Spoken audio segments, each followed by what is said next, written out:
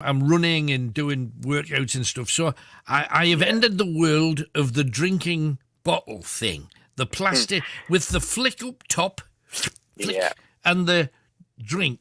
You can't drink them quiet. No, that is true. You get that. And it's a bit embarrassing because, and I seem to have something that you would despise. Oh, go on. It's a loud swallow.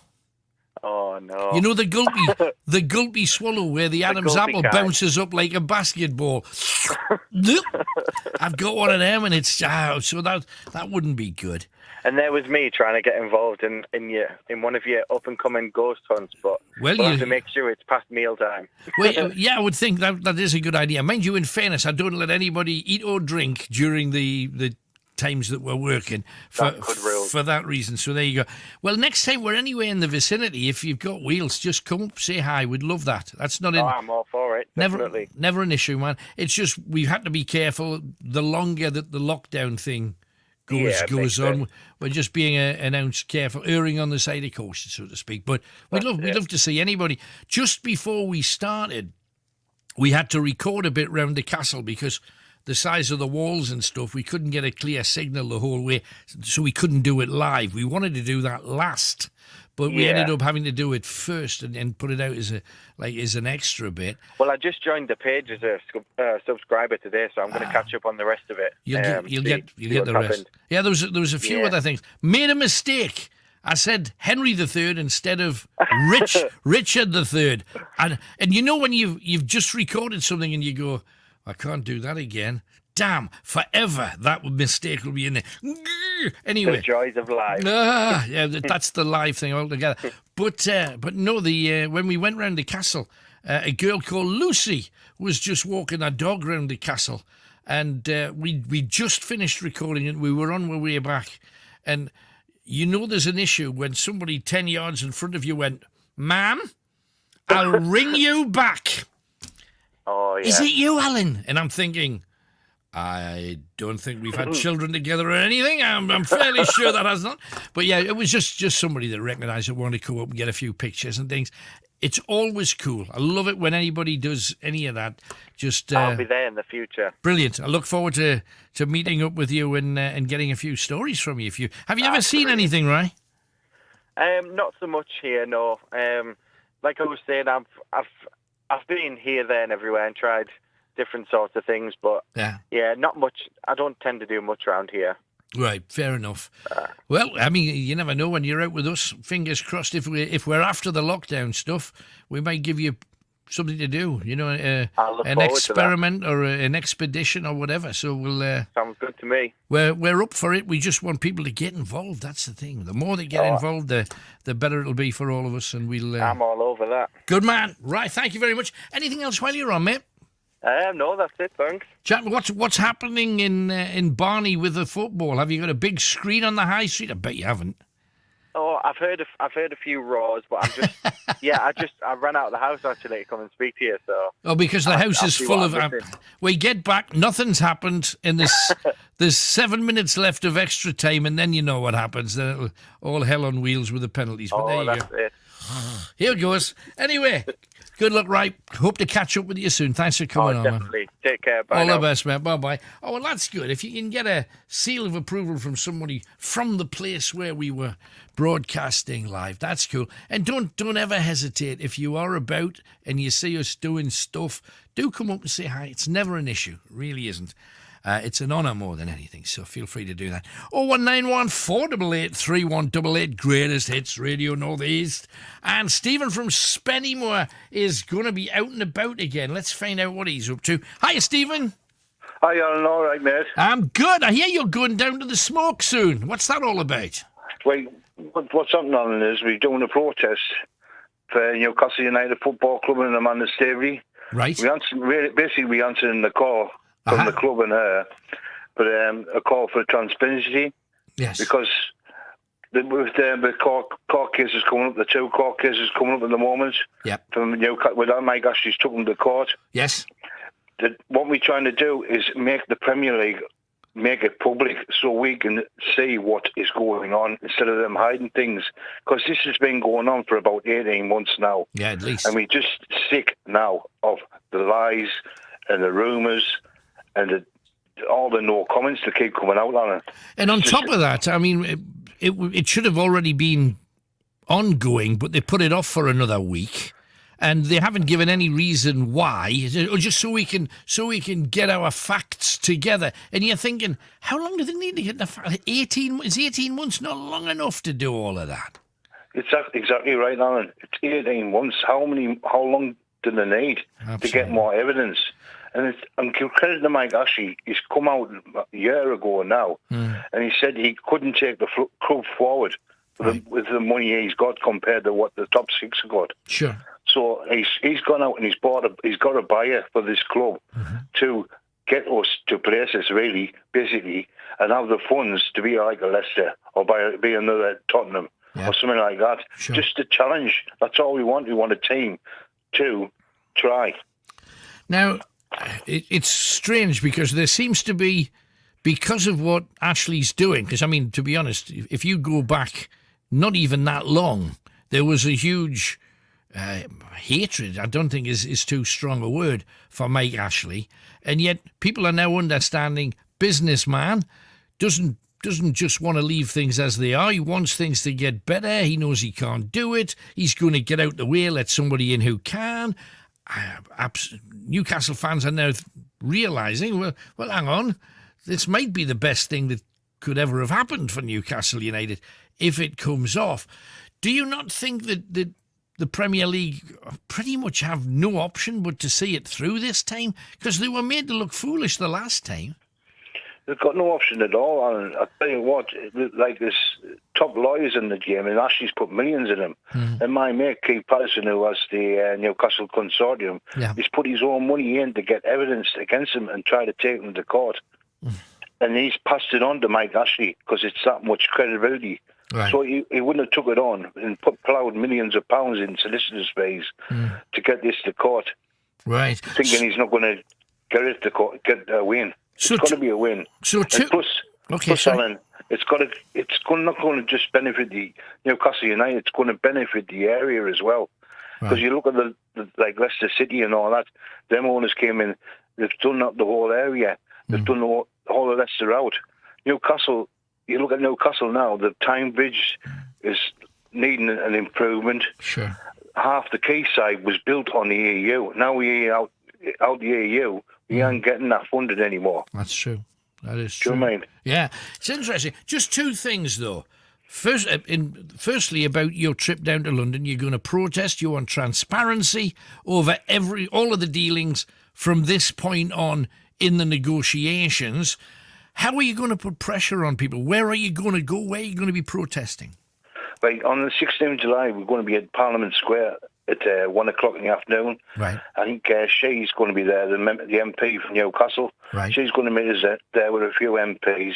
We're just going to have a nice peaceful protest in the middle of Parliament Square. I think there's hundreds going down. There's hundreds travelling down from around the country because we're getting the word out. Right. There's a couple of buses going from St James's Park. It's 5 o'clock in the morning on Friday morning. And we're going to travel all the way down there, get ready, and go in our black and whites and stand there, sing a song with all the banners we've got from war flags and all that, the beautiful banners that made it the grounds. Right. And just get the word across. We representing, when we go down there, we want a peaceful protest because we're representing the club, absolutely, the area, and the fans. Simple as that. And the thing that a lot of people don't realise, because even if people are not necessarily, I don't know who or where these people are, but even if people are not that obsessed with Newcastle United and live in the vicinity, the amount of money they want to plough in to the infrastructure of the area would make massive differences to everybody, wouldn't it? It'd be millions of pounds, Alan. And it'll bring jobs as well. Yeah. Because they're not just only going to improve the area. Amanda Stavely come out on Tyne Days Television and Sky and said this. We're about to prove the area. We're going to make Newcastle the city it should be.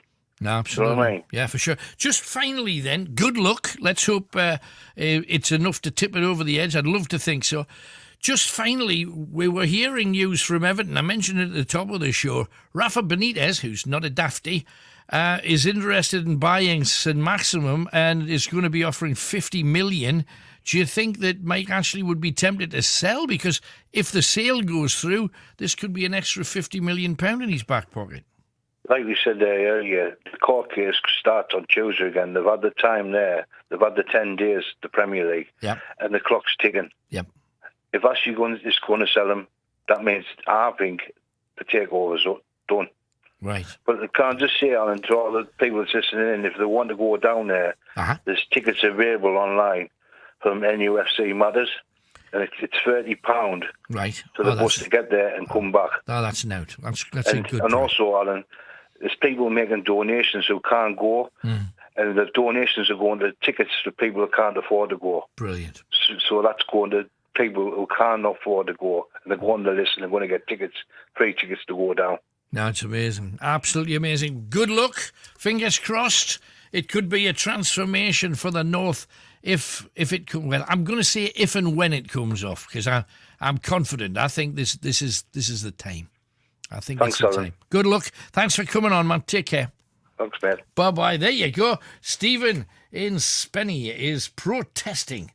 And a lot of other people have felt that way too. Let me just give you a brief update on the football if you are remotely interested. If you're not, I apologise for boring you. If you are, it is Italy 1, England 1, 31 minutes into extra time. There's another minute and a half, and then it would be penalties. They've brought on Rashford and I believe the Jadon Sancho is also on.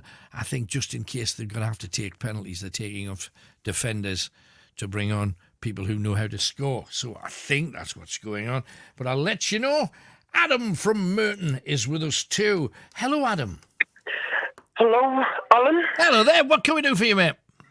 Yes, there's a little discussion I want to spread over the radio of an event that's just happened and also happening as well at the same time. Right, what's that then? First of all, before Christmas, it was like before Christmas last year, a so-called friend, have dropped me in it. Oh, right, what happened? After a whole year. We were speaking to each other on Facebook. We used to message each other once a month. Right. And that carried on up until Christmas time. Mm-hmm. It started around September 2019 and then ended in December 2020. That was just last year. Sure. First of all, I thought I would send her a box of some presents and stuff for her mum as well. That's nice. And I got a bit worried that they were a bit upset that I'd sent them that. Why? So I just don't know, because I got told that sending things like that is classed as grooming, which is a load of rubbish to me because I don't plan doing anything like that whatsoever. Right. So, I mean, what's the age difference here then? Is it severe? I'm 33-year-old now. I was 32 at the time. Yeah. And my friend was 19, and her mum was like in her 50s and 60s. Right. Well, I mean, there's in general, I would imagine there's quite a few 18, 19 and 20-year-olds going out with men in their 30s and men that age going out with women in their 30s. So... Yeah, it's not my girlfriend, it's just a friend. I don't do relationships. Right, but the whole grooming thing, I thought grooming was children, not people that are grown up. Are people calling 19 children now? Because they never used to be. No, it's normally when they reach beyond 18, they become adults. Right. So, but okay, you sent this. This person is your friend. There's no relationship. There's no kissy, touchy-feely. None of that's ever happened. None of that. So you sent her some presents and you put a couple of things in for her mum. Yeah. Did she object or was it the mother objecting? Well, they didn't object. I just thought that they were a bit upset. I thought that, but because a week later I went on Facebook to send them a message, just if they want a conversation. Yeah. And then she replied, my friend at the time replied, I can text, but I can't ring. I cannot ring, but I can text. And then I replied that saying, oh no, I was going to ring. Because I thought she'd run out of credit on her phone or run out of minutes or whatever. Right. But I mean, so she could still respond to you. Did she ever... Because you're thinking, oh, this could... Where did you get the phrase grooming from? Who made that statement, though? I don't know. Somebody else mentioned it to us. I can't remember who, but I just knew the word anyway. Right. So, so where does this leave you? Are you still in conversation, or are you still texting? Or no, I can't text anymore. Why? Because she's blocked me, and her mum has blocked me on Facebook and on WhatsApp and all contact platforms, basically. So how do you feel about that? Because you obviously cared for them, otherwise you wouldn't have sent them free stuff. No, I felt rather upset. Yeah. Absolutely whittled off. I don't understand, because if they didn't want anything to do with you, the easiest thing they can do is say, oh, thanks very much, we've enjoyed the attention that you'd given us, but we'd rather you didn't send us presents. And that's it. Or, we don't want you to contact us. We think it's, if they do, because they haven't even said, but if they do think it's inappropriate that a 33-year-old should be wanting to be a friend of a 19-year-old, they should tell you, shouldn't they? They should. Yes, I expect. We got more ways. We've got more ways of communicating with each other now than we've ever had before, and we still can't do it. People like to drop me in it all the time because I've been dropped in it in the past. Right. I just think the whole thing is unnecessary and a shame. If you were in a relationship, or if there was a relationship issue, you're dating and mum doesn't like that, I could understand it. But at the very beginning, your friend, the 19-year-old, said, I can't phone you, but I can text, which makes it sound like Mam's made the decision. Because she said, I can text you still, but better not ring, Can try and keep it quiet. So she was maybe up for that. Bottom line is, as far as I can see, if people don't want to talk to you, there's plenty of people who do. Leave them to one side, move on. I did have a girlfriend in the past, but I didn't really want it to be a girlfriend as such, just a friend. Right. Why don't you want a relationship then? It's too much for me, and I like to keep my privacy. Right. Only this other girl in the past, I had the so-called relationship with, she used me for money. Ah, right. And there was one time, because she has a support worker, because she has mental health problems, so she had me at the shops buying stuff, took them to her flat, a support worker at the flat, so she was giving us the money back, because lent the money. And then soon as her support worker had turned her back to go on to another job, she asked that so-called girlfriend, asked for half the money back, so I had no choice but left me out of pocket. She left me out of pocket for the whole of 2018. Wow. Why did you feel the need that you had to put money out there? If somebody asks for it, you don't have to give it, No, I've been trying to say no, but she just wouldn't listen whatsoever. Yeah, but, okay, she says, you can say no, but she doesn't listen. You still have to physically give her the money, though. So you don't have to do that ever with anybody. No, I don't. You don't, I hear you've been using, you're too soft to maybe say no, but you'll know in the future, that's the thing. You'll know in the future. I just don't trust people. No, I can understand why. Adam, thanks for calling. Good luck to you, mate. No problem. Bye-bye, there you go. And Adam from Merton being used by a member of the opposite sex. Blame me. I bet that's not happened to you. I think it's happened to everybody, hasn't it? If you're wondering what the current situation is, the Euro finalists got into penalties. Italy have scored their first penalty. Harry Kane is stepping up to take the second penalty as we speak. I shall just wait and let you know what he does with it. He is standing there in front of Donnarumma, the goalkeeper, who has not saved it. It is 1-1. Let's go and talk to Emma, who's, I think, got a bit of a rant going on. Hi, Emma. Hello, Ollie. Hello, darling. So what's your rant about then? Oh, don't get me started. Right. So, you know when women clean the kitchen, right, and they do the dishes, right? So I do the dishes, then I clean the benches, Right. then I brush up the bits on the floor, and then I mop over it, right? Yeah, you say when women do that. Is that because men never do that? Yeah. So when I ask my husband to do the dishes, which means to me do the whole entire kitchen, Yeah. he comes back, he's oh yeah, I've done the dishes, I think I've done a good job. It's like, oh right, okay. So I go and have a look, and he's just in the actual dishes, he's left the forks and spoons and knives at the bottom of the sink. Oh no, that's not acceptable. That's not acceptable. Can I just interrupt for a second, Emma?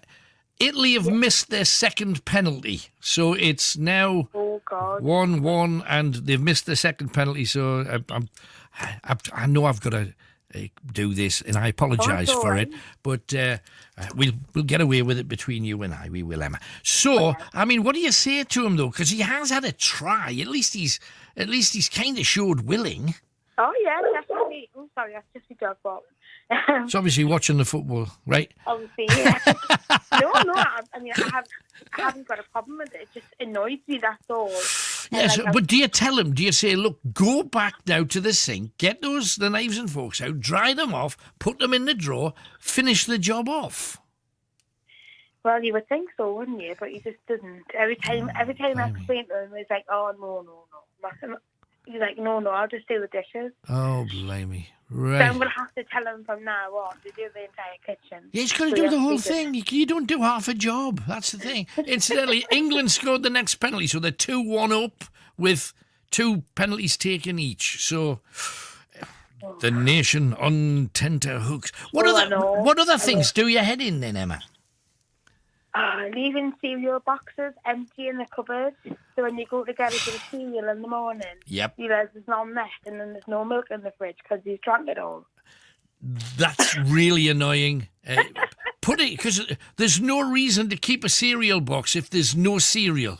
No. Why do people do that? Because people do that. No, it just bugs the life out of me. It really does. Oh, blimey. No, I get that.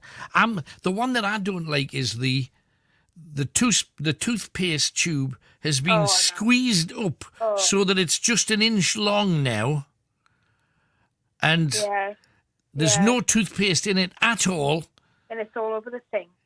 They've gobbed it in the sink, but there's none in the tube. But the tube's still there. What's that about? What's that about? It's sex the fairies to come and pick back. But again, it's little things, though. It's the little things that really... I'll tell you another thing that my dad used to do that my mother went berserk. He was a down the side of the settee stuffer. I'll put that down the settee. I must admit, I'm one of them. Oh, what do you stuff then? What do you stuff down there? Well, it's just if you're having a chocolate biscuit with your cup of tea and you can't bother to go to bin, so you just stuff it down the back of your sofa and just pick it up later. Oh, blimey. Oh, nightmare for England. Rashford's just missed. So now it's even Stevens after 3 penalties. 2 left each. Dum, dum, dum. Yeah, it's getting juicy. Anything else, Emma, while you're on, darling? You are sorry? No. I was just wanting to come and say hello to you. Hello. So I've been trying to get on for ages, but I'm glad I was you did. being too nervous to come on, so I thought I'd come on and say hello. Well, thank you very much. So glad that you did. Thanks a lot, Emma. All the best. Get that man sorted out. Get him organised. I will. Don't worry. I will. Take care, Alan. Thanks, darling. Bye-bye. And it is awkward. Italy stepping up to take the next penalty. I'm tempted just to see this through for you all. And Italy straight down the middle, Jordan Pickford diving the wrong way. So England step up with I think it's the 4th penalty for them. I will double check that in a second. I was concentrating on chatting to Emma. And who's next for England. The Italians looking very, very motivated and positive. England fans holding their heads. Jadon Sancho stepping up for the next penalty. He's come on, he's number 17 with his socks above his knees. Italy 3, England 2 as it stands. And that's one missed each, provided that Sancho scores. And the penalty has been saved by an Italian, which means that if Italy score the next penalty, Italy have won. And that is how it is as far as I can see it. So, England have missed 2. Donnarumma, huge goalkeeper, made a good save. In fairness, everybody's face is twisting. Rashford realising he could be making a pizza commercial anytime soon, like PS did, and the manager, Gareth Southgate. So it's 3-2, and this is the last penalty of the 5, unless he misses it, of course, or Jordan Pickford saves it. And Pickford's had a decent tournament and hasn't saved a penalty, I don't think. But let's find out. We've had he saved one earlier in this tournament, but will he save this one and keep England in it, or is it going to be more years of wait and another Three Lions song? Pickford saved it! Unbelievably, Pickford has saved it. It hit the post, bounced into his hands, so nearly went into the goal. That is the situation at the moment. And the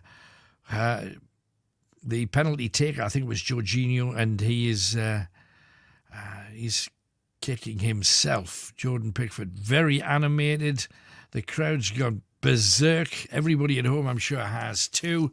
I'll try and stay with this as long as I can. I'm not really sure I've got much choice here, but let's see it through. And we may well not have a song. We might be straight into the news. And Sacco, I think, is taking the next penalty. And he's running up, and it's been saved by an Italian goalkeeper who is in great form, Donnarumma. And all the Italians are hugging, kissing, and all the rest of it. Italy have won.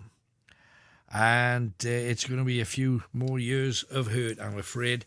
Oh, blimey, how close we came. Right, we're going to take a quick break. We're going to have the news and get into Night Owls proper on Greatest Hits Radio. My apologies for bringing that to you, but I think there was enough of you that would have liked to have heard it. So there you go. We are back. You're into this.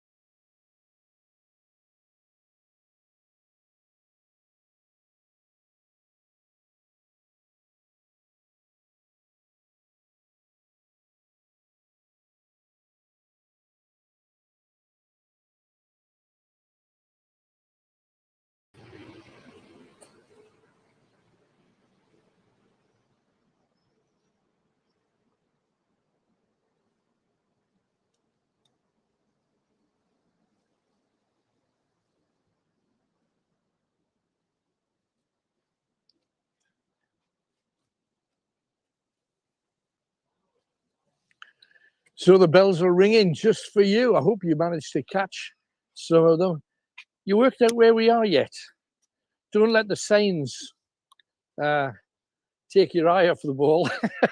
We are in the middle of the old Victorian public toilets in the main street of Barnard Castle. Now, we've already been out, especially for our supporters, to walk the Castle Ghost Trail, which is amazing. So you guys will get that later, very much later tonight. However, for the rest of you guys, we have an absolute treat. This is a plague town. Big story. We're going to be searching for plague pits. We're going to be looking for a man called George Hopper, who was murdered. And apparently his tomb houses a poltergeist that you can hear knocking on the tomb. So we're going looking for him. Kenny's with me, and behind the camera, probably being able to speak for that he has a microphone, is Hollywood McShane. Hello. So he's there too. So it's the Gleason threesome. It is going to be all three of us. We did try to get Kenny a place in the King's Court care home, but they wouldn't have him. So we're stuck with him for another show. But I want to show you just a couple of very, very quick things. My name's Alan Robson. If you haven't had anything to do with me before, worked radio for a lot of years, done an awful lot of TV in Britain and also in the States. And a lot of it's to be done with phenomenon, ghosts, myths, legends. Kenny's mind has just been blown. Can you see the white building over there with a big plaque on it? It's probably behind Kenny's head. So just there, it's a pub. It's called the Turk's Head. Now, I want to take you back to the year 1803. It was the time of the Napoleonic Wars. Now, even in a place that at that time was relatively sleepy, because let's face it, it's not exactly a hive of activity today. So if you can imagine it, 121 years earlier, very quiet, a nice country town, very agricultural. I'll tell you more about that later too. So in the pub of the Turk's Head, there's a soldier getting ready to go out with the Duke of Wellington's army, because let's face it, the northern troops always get sent in first. He was ready to go and fight Napoleon with the Duke of Wellington. So he's in that pub having a chat with a gamekeeper with his flintlock rifle, soldier with his rifle, and they get chatting about who's the best shot. Well, you know it's not going to end well. Well, I'm a soldier. Of course I'm the best shot. The other guy saying, I'm a gamekeeper. I'm going to be able to hit rabbits, rats, rodents, flying things. So they said, they came out the door. Now, realize how far away that is. That's about, it's a good 50 yards up the street. 50 yards. We're talking flintlock rifles. This is, bit of powder. This musket ball. This is tough. Now turn around and have a look at what is generally known here in Barnard Castle, because we call it Barney. You see that circular building ahead? Well, look at the weather vane at the very top of it. Probably even looks a hell of a long distance from where you are. Well, the two of them decided to take a shot to see who's best. Well, let's aim at the gold weather vane. In fact, let's walk down, Tony. Everybody might get a chance to see what we're talking about. Watch your step on the cobbles. This whole road at one time was cobbles like this because it was a big agricultural town. And I don't know why we situated ourselves in between gents and the ladies' toilets, but and we all love the idea of bubbles, coffee, curry, and cocktails. That's not going to be open. That's not going to be open when we finish, is it? 10 miles. From Sky News, I'm Anna Bates. Thanks, Anna. Mind you, you don't want to hear those words when you're up in space for the very first time. Or the craft's now just separating. No, you don't want to hear that. But anyway, would you like to do it? Is it something that you feel you've missed out on? The kind of money that they're talking about, it's not worth it, is it? All that money just to go up and go hello and then go back down again. But anyway, he's done it. Well done, Richard Branson and his Virgin people. Jack from Newcastle next, talking all things football. Hi, Jack. Hi. Hello, how you feel? I'm all right. Oh, blimey. As soon as... At the very beginning, when Italy scored, about 54th minute, I just thought, it's penalties, isn't it? It's going to be penalties. And penalties it was. And we're not good with penalties. How can we be paying people, the kind of money that we're paying them, and they can't score a penalty? It's the weirdest thing. But hey-ho, did you enjoy the game anyway? I didn't really watch it, though. Okay. Because I wasn't even in the house. Right, so why did you want to ring in and talk about it then? I just thought it was a bit of a crack. Okay, that's fair enough. What's your view then? My view is I think England would win the cup. Right. We're going to have to win another cup now, though, aren't we? That's the thing. Yeah, that's what I'm saying. Okay, we'll get another one. Okay. Yeah. Right. How long do you think it'll take us? A year, a couple of years? How long do you think? I think it would take a year. In a year. Okay, so we'll win something else in a year. Well, fingers crossed. Let's hope that happens. Anything else then, Jack? No, that's it. All right, thanks for calling. 01914 883188. There you go. Just wanted to crack. That's fair enough. Julie is in Darlow. Hello, Julie. Hi, Alan. Are you all right? Yes, I'm good. How are you? Well, unfortunately, I'm not so good because I had to have my cat put to sleep on Friday. Oh, horrible. What happened? It was just, what happened was she had like a distended belly, right, and she was vomiting. Uh-huh. Over a few days, not just cat balls, fur balls. Right. So I thought she might be pregnant. I didn't. She was right, only 7. right, so I didn't think it would be anything serious. right. Well, I took her down, and they couldn't. She used to get quite aggressive at the vet, so they had to sedate her to examine her. Unfortunately, and then I left. She said, "Well, leave her here for a couple of hours, and we'll have a look at her." Right. And then I got a call to say that unfortunately it wasn't anything that they thought it might be, and that she had a massive tumour in her intestine. Oh, blimey. So they gave me the choice. She said, we can do a laparoscopy and see, exactly what's going on. But the vet said, I've seen this before and the outcome's never good. So I had to make the decision on the spot of what to do. So I just said, well, she didn't appear to be suffering, but I thought, well, I don't know. I just said, to be honest, I just said, let her go. Yeah. Just let her go, because I don't know. It's sad. Were you there? Were you there at the vets when she went, or were you not able to get up there? No, well, I couldn't be because of Corona. They won't let anybody in. Blimey, what? You have to stand outside and everything. But do you know, in a way, you were kind of saved, because when I had to go and get one of my cats put to sleep, and they said you want to hold the cat, and your natural instinct is to, well, of course. So you hold the cat, and they inject the cat, and you feel the cat die, and it's. I was bubbling. I mean, no question. I was a mess. Oh yeah, I know it's hard. Well, she was already under anyway, or heavily sedated apparently. But it's difficult because it's not having a proper chance to say goodbye. You know. Yeah. I'm just stunned at the under the circumstances, and I know COVID's an issue and all of that, but vets have masks and plastic screens and all of that, and you've got a mask. You could be at the side of the room while, saying your last goodbye. I would have thought there was a way. Oh, what a shame.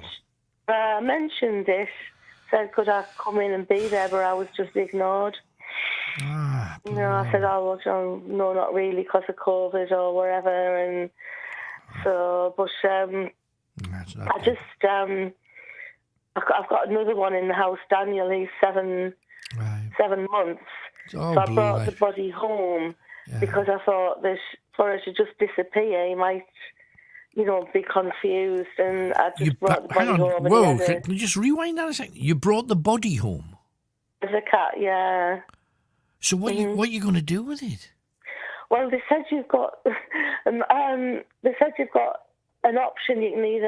We can deal with it and you can have him cremated. Right, yeah. Or you can take her home and maybe bury her in the garden. All right, okay. And I thought, well, that would be nice. So I brought her home. I mean, it wasn't very pleasant, you know what I mean? But blame me. The little one had a bit of a lick of her paws and, I don't know. I wanted him to sort of try and comprehend what had happened. But in the end, the digging in the garden bit proved a bit much. So I took her back down and just sent her off for cremation. All right. So you get the ashes back and you can scatter them wherever you want to scatter them, I suppose. Well, I just decided to not have the ashes because the difference in cost was absolutely phenomenal. How much was it? Sorry, I don't know the price. It's been a while since I've done that. How much was it? Well, it was 30 to have a simple cremation, and it was 130 to get the ashes back. What? I said no, thank you. Yeah, but hang on, I'm a great believer in value for money in all things. Yeah. So they cremate a pet and they have the ashes, but they can only give them to you for £130. Yeah, exactly, yeah. Where's the cost? Because they either put them in the bin, then they're gone, or brush them up. I don't know how they're, presumably they burn just like a human is burnt, smaller crematorium. But I would have thought if you paid for a cremation, getting the ashes is just a matter of, they should just hand them to you. What are they going to do? I wasn't in the mood to argue with them over money. No, you'd be in bits, you would. But if any vets are listening, or veterinary assistants, why does it cost that kind of money for the ashes when it's only 30 quid to cremate the pet? I Probably a gold plated urn or something. What? Yeah, what a shame. No, are you going to get another one for the 7-month-old to be with, or what are you thinking? I'm going to leave it for now. Right. See how I feel, but I'm not sure with cats. I'm not sure if they like to be the only one or whether they like a bit of company, because I know Ebony, the one who, is gone, she didn't take it very well at all when I brought the kitten in. She wouldn't accept him one little bit. Yeah, but you've got a kitten. I mean, your kitten's only 7 months, which is about, I think that's about 3.5 in human years. Yeah. So I think it'd be easier for that cat to accept another kitten than it would be if she was older. If she was 5, 6, 7 year old, that's a. I know. I think I must have left it a little bit too late, and she was used to, got into a routine, and all of a sudden I landed a kitten on her, which maybe wasn't fair, but. As I said, I thought she might mother it. I didn't know how she would react in that way. I don't think you ever know.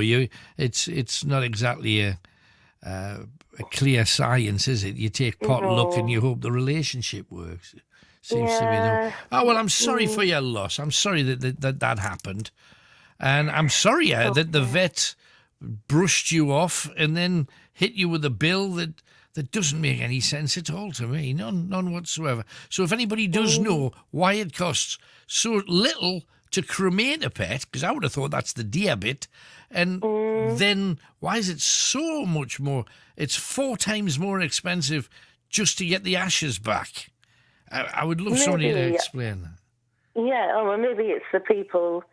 So the vet is one of the more upmarket vets, should we say, in Darlington. So maybe they just have inflated prices.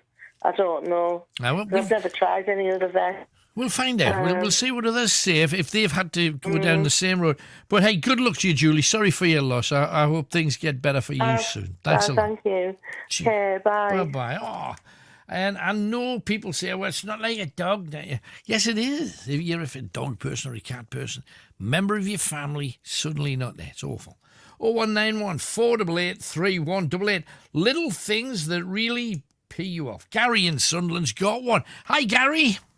Oh, I don't know, right? I'm good, man. Thank you for ringing. So what winds you up then? What are the little things that get under your skin? Well, I've just added another one because I'm watching the medals being given out. No. And what's really annoyed me is that England players have gone up and you've been given the losing medals, and like 9 out of 10 of them are taking them straight off.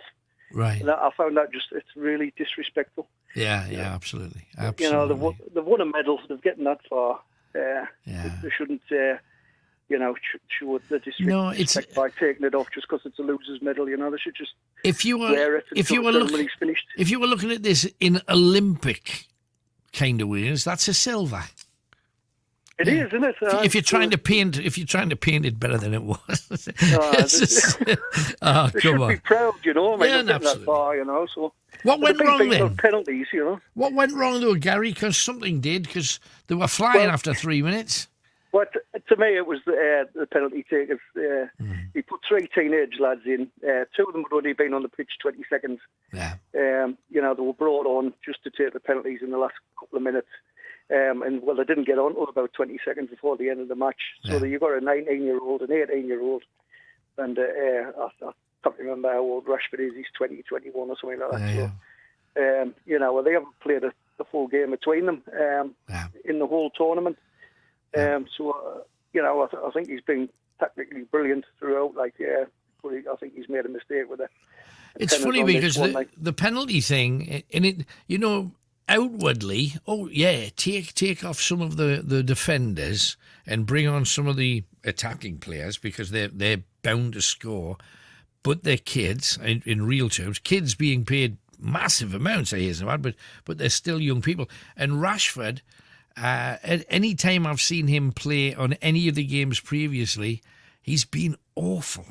I mean, I don't know why, but he's last few games been really pretty shocking. I don't understand the reason. He has, and his penalty was rubbish as well. He does this little shuffle and run up, and he sort of telegraphs where it's going to go, and he hit the post. You know, I mean, it was terrible. Anyway, I mean, the way things are going, I should say the next one when I'm 107.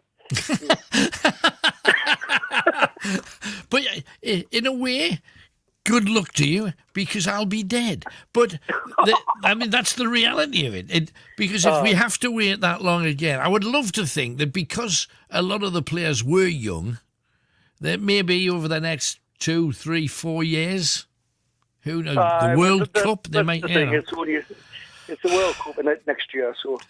it'll give them time. Give them time to develop, you know. So, you just cannot cope. He's got a good squad, you know, no doubt about it.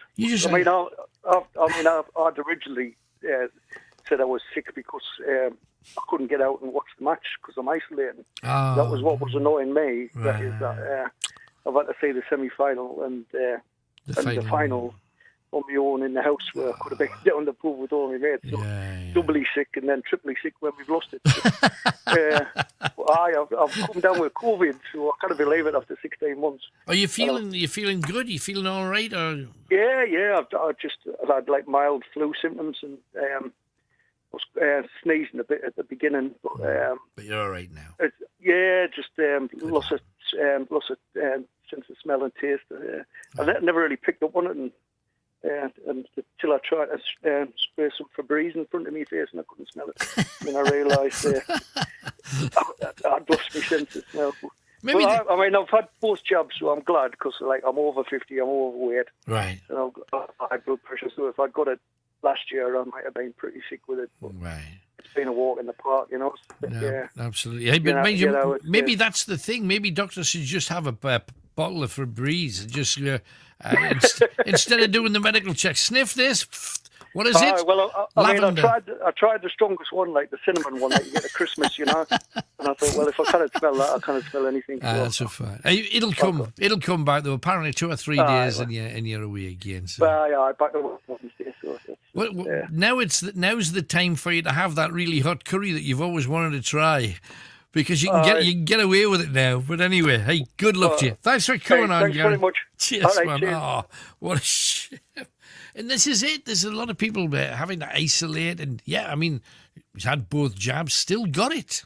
See, this is the reason why everybody now is going, oh, hang on a second. That's not what they said on the box. It said when you got both jabs, you can travel the world again. And they've seemed to be changing their minds. And it's worrying for us all.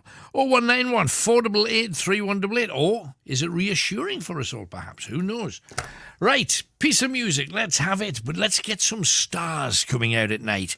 And tonight, it's Bananarama. What are you frightened of? Have you got anything that an irrational fear of any kind? Heights. Why? What's happened? I don't know. It just makes me feel sick. Did you ever fall off a tall boyfriend? I've had a tall boyfriend, but I'm not sure I fell off. I'm too well practiced.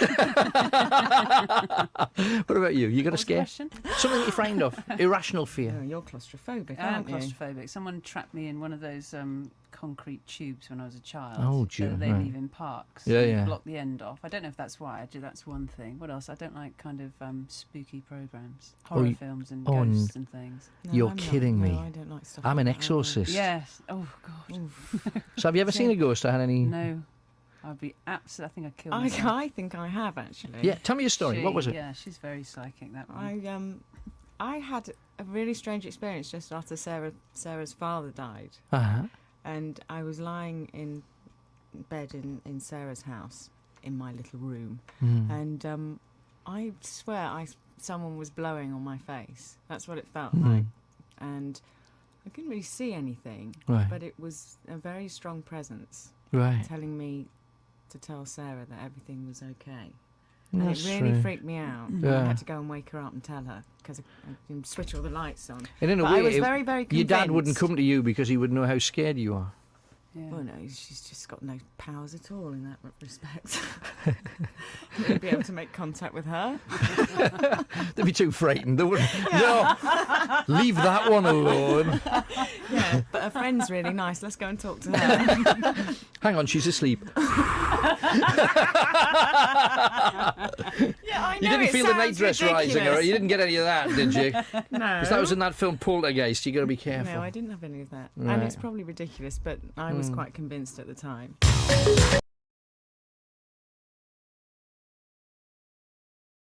Lovely little small country town shops. And let's face it, you're not going to get high fashion here.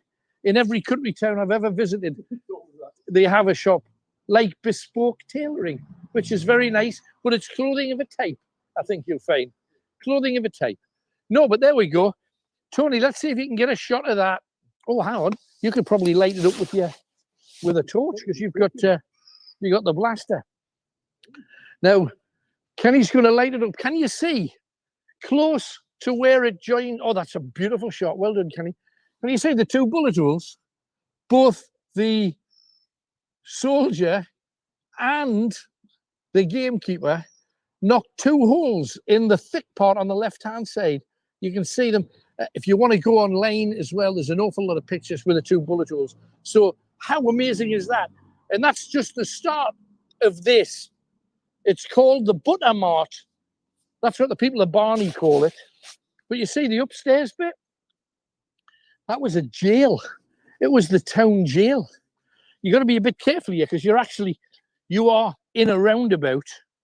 This building was erected in 1747 at the expense of Thomas Brakes, who was a native of this place. So he lived in Barnard Castle.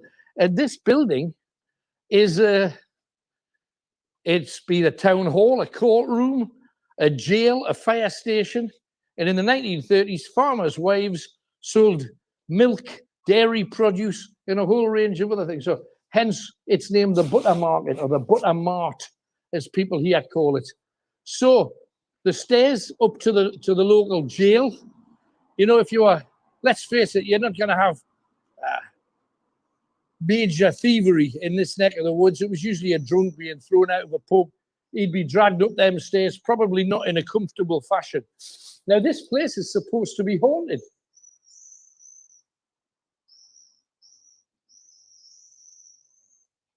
And this was the original toll booth to, you know, if people wanted to sell their agricultural goods, they had to come in and pay their toll. So they made this booth, the original toll booth, to allow you to do that. Now, it is said to be haunted. The people of Barney take for granted because you drive around it, you walk around it, and it becomes invisible. I don't know how they've done it, but they have managed to get Yazoo tins and Fanta tins in the netting over the top. But I don't know if you could imagine you've committed some kind of crime and you've got to get dragged up there. And you imagine if you're trying to get a drunk up those stairs. It's hard enough trying to get a drunk with three or four policemen in the back of a police van. But what an amazing story from here. Now, people have died here, and they believe, do you know those cars that they don't put an exhaust on? There's about half a dozen half-formed people who drive around in them. I don't get it. I don't understand it. I'm not going to be judgmental. I wish them well, but you know what I mean? Anyway, the police is... There's a police car going up the road, chasing after them for making that kind of... I don't know. I think you're supposed to have silences on your car. This building, however, has a story of someone who died in the cells. They choked on their own vomit, died in the cell. A man of good order, a man who was a businessman who lived in Barnard Castle, is said to have died in the cells. He just got a bit too drunk one night. And because he slumped over in the cell and he had his chin on his chest, he wasn't able to expel what he had in him, and he ended up choking. So for those of you that live in Barnard Castle, you probably know the story. Or maybe you don't, because quite often we don't know what's on our own doorstep here. But anyway, let's crack on. There's a lot for us to see. They're having a race. They're having a race, and their wheels are steel. Good on them. Oh, she's the champion. She's saluting. Good on her. We're actually following those people because there's an aisle, a tiny little alley where a murder was committed just down here. Make sure you share. And if you do share, please do share to everybody that you know, and you may well become the recipient of the Night Owl badge. Classic it is too. Now, don't know whether you can do this, Tony, but we can't. So just got to be a bit careful with the roads around here. We're going to visit that place there because that is St. Mary's. St. Mary's is synonymous with Barnard Castle, and it's also part of the reason this place was called a plague town. It was called a plague town because a lot of people died here. And there's a little tiny cut-off, a little alleyway down here. If I'm wrong, you will know about it soon. I'm fairly sure it's down here, and it's off to the left-hand side. I may well be mistaken. I have often been mistaken in my life, but hopefully we're on the right track.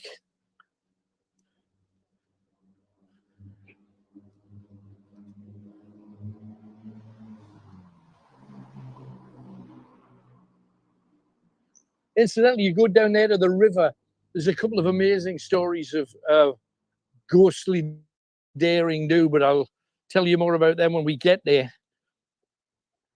Are we near? Oh, that looks like it. No, I think it's that one. It's that one. It's not that one. It's that one? No. It's in between. Now, for those of you that watch that antique show, name I can't remember, David Harper, this is his antique shop. And right next to Dave's antique shop is this alley. Have a look along it. Yeah, take the torch out just a second. Yeah, that's more like it. So let's get along there and get in. I know, Tun, do you want to go in first, or? Yeah, just because this bit. Just because you may lose signal. So.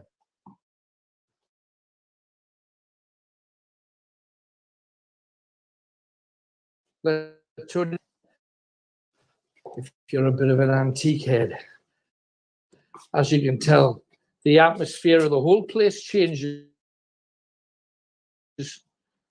when you start walking along this alleyway.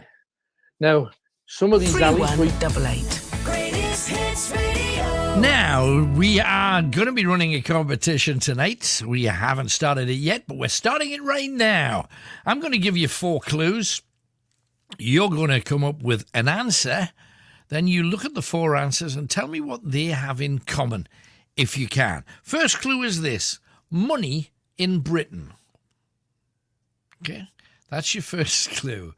Money in Britain. What's it called? Money in Britain. What's it called? That's your first clue. You've got 3 more clues. When you hear all 3, and you've got the 4 in total, that's when you ring, not before, if you will be so kind. And then you could win yourself one of our near legendary last remaining Night Owl mugs. There you go. So, if you fancy, start jotting them down, getting ready for our competition. Meanwhile, we will head across to Rachel, who's in heaven. Hi, Rachel. Hello. Hello. What can we do for you tonight? I got you on speakerphone, and you're not actually talking to me on the telly. Yes, I am. Okay, I'm going to have to switch it up. Right. All right, here we go. Yeah, I got you. There might be a slight delay, so just talk to me on the phone. Delay. All right, well, hey, hello, Alan. You know what? It's been about... It's decades since I spoke to you on the phone. Decades? Aye. Oh, you're waving at me, I'm waving at you. Thank you. Yeah, I was the one who, never mind. Well, anyway, all the stuff that your callers have been talking about. First of all, I would like to address football. Right. I couldn't give a flying rat's hat about Right, football. fair enough. I know there's a few out there. Okay. Now, right. The other thing is, you mentioned, I was watching you on my laptop. There was a clip came up. You were in Barnard Castle. Yes, that's right. Uh-huh. Now, I have a story about Barnard Castle. Oh, do tell. Okay. Well, when I'm 60 years old now. Right. But when I was about 7 and I lived in Headworth in Bolton. Right. And I joined what they used to call a jazz band. Uh-huh. Do you know those little kids all with the kazoos and all that sort of thing? Uh-huh. Well, ours was really rubbish, right? I think we were called the Headworth Legionnaires or the Headworth Juveniles or something like this. Okay. Well, anyway, so I joined and I was given this uniform, and we looked like little tin soldiers with these big hats, and my uniform was so short and tight, and it was just horrible. Right. And we were all tumbled into this big bus and driven to Barnard Castle. Right. And then they tipped us all out of the bus, and me and my friend Maria, we just left there, just roaming around, and I was dying for a wee, right? And I was like, what?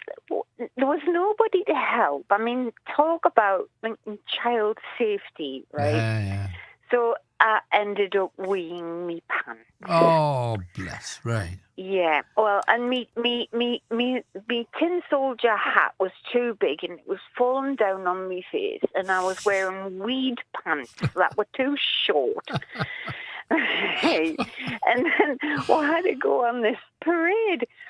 And I could see there was people like lining up, and they were all going, "Oh, that poor Ben! Look at him!" I was like, my mother wouldn't let us go back in that band anymore, and I didn't want to anyway. What were you doing in it? Did you have an instrument, or were you a kazoo? I was a kazoo.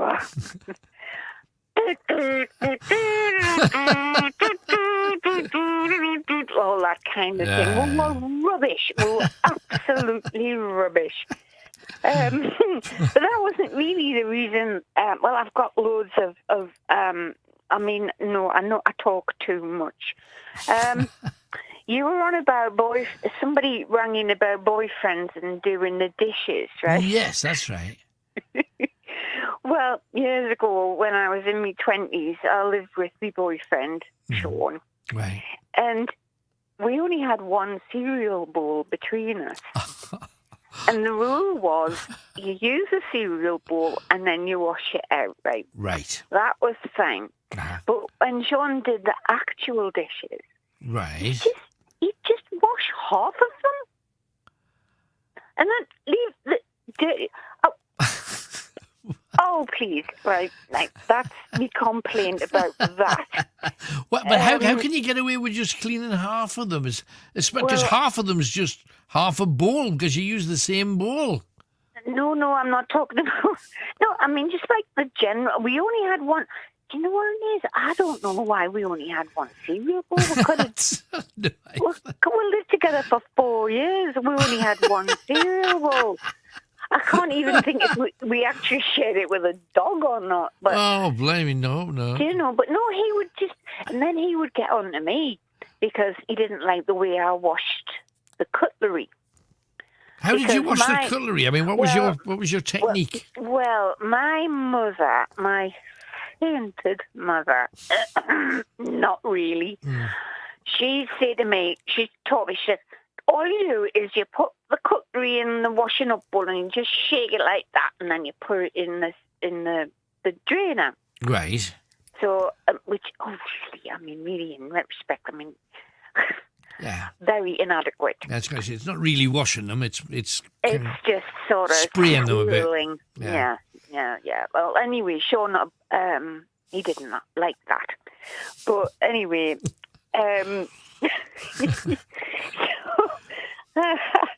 sorry, I'm a little bit overexcited. That's all right. It's a good thing. There was something else as well. Julie rang in about having pets put down. Now, I don't want to bring the conversation down, but I have to tell you this story. And I had a pair of rats, pet rats, brothers. Yeah. They were called Moxie and Giacomo, right? Right. Now, Moxie was a big, fat, greedy rat, and he eventually got so fat, I think he had a heart attack. Right. And which was horrible. Yeah, it's awful. Then Giacomo just got all listless.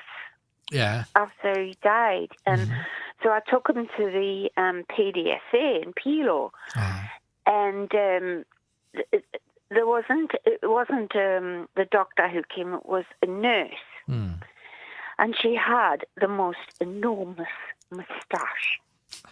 I swear to God, right? It was a proper Jimmy Edwards moustache on her face, and I couldn't clear my eyes off it. And then I was like, what? And then I was like, you're not putting them down. You're not putting them down.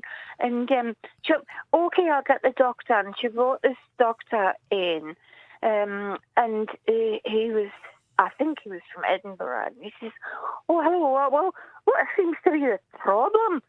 And I said, you're not going to kill my rat. Right, and all the time I'm looking at this woman's moustache. Yeah. I swear to God, it was mesmerising. Right? Yeah, I can imagine. And anyway, so the vet, he goes, well, we're going to have to put him down. Obviously, you love him, but we're going to have to put him down. And I was like, look, he's just in mourning for his brother. Can you give him like a steroid or something to pick him up? And a little ratty pep pill of some kind. Oh, he was gorgeous. So what was so wrong with him what had they diagnosed about sad rat? They didn't. They didn't diagnose anything. And they said, you're going to have him put down. And I was like, no. And eventually they said, well, we can't let you go. We can't let you go away with this rat who clearly needs to be put to sleep, and persuaded me. So I said, well, okay. And they said, you can leave the room. I went, I will not. Right? And I had him like in a basket. Right. And they stuck him with the needle, right? And he didn't die. He just didn't die. Wow. And they were like, oh, and the doctor was like, oh, well, I don't know what's going on here. Oh, I should have been a nurse. We'll have to give him another dose. Oh, what? Which they did. And eventually Giacomo died. Wow. And what a shame. I could only stare at this woman's moustache. Yeah. Little rat. Yeah. And I just... No, I thought this was going to be a funny story, but it's not. It's kind of bittersweet, but I mean, she had whiskers like your rats did, I suppose. No, I said, God, it was a poor moustache. and she was just a young woman, and I felt like, I mean, the doctor was, I could tell he was a gay man. And I love the gays. Me cousin Anthony he's married to his partner. How can you tell you that the vet was gay? Well, because he was camp. Yeah, but you get I'm straight. sorry, I'm not insulting gay people. Don't make me insult the gay people. I love. No, I'm not. It's just there's a lot of straight people that are camp. Blame me. But yeah, anyway, that's it doesn't matter. true. Michael McIntyre. And there's many more besides. But anyway, not to worry. So, bottom line is, did you get 2 more rats? Well, actually, somebody came round with another rat who I called Gabriel. Right. And he was gorgeous. And he used to drink my tea. Right. I was sitting at my computer at the table, and my tea, I always let my tea go cold. I'm terrible that way. And he would just come and he would just sit away at my cold tea. Gabriel. So, and you didn't mind drinking out of the same bowl that a rat had? Oh, good grief, no. This is my old cold tea. Yeah, but I mean, there was plagues and stuff with rats. You know, was it not worth erring on the side of caution? What do you mean? Well, I mean, half the Western world was wiped out because of rats carrying the plague. And yours is drinking your tea. It was the fleas and mites on the rats that caused the plague. And when they destroyed the rats, the fleas jumped onto humans. Absolutely. No, I know how it came, but they played an integral part of the whole thing. I'm not talking about a wild rat, Alan. No, I know that. You know, the fancy rats. Yeah. What they're called. And they've got lovely temperaments, and they're really super friendly. And they're I know a lot of people very intelligent. A lot of people are scared of them, but they shouldn't be. I know, and you know, a common misconception is that rats' tails are slimy, like worms. They're not. Yeah. They're downy, and they're very intelligent and very clever and funny.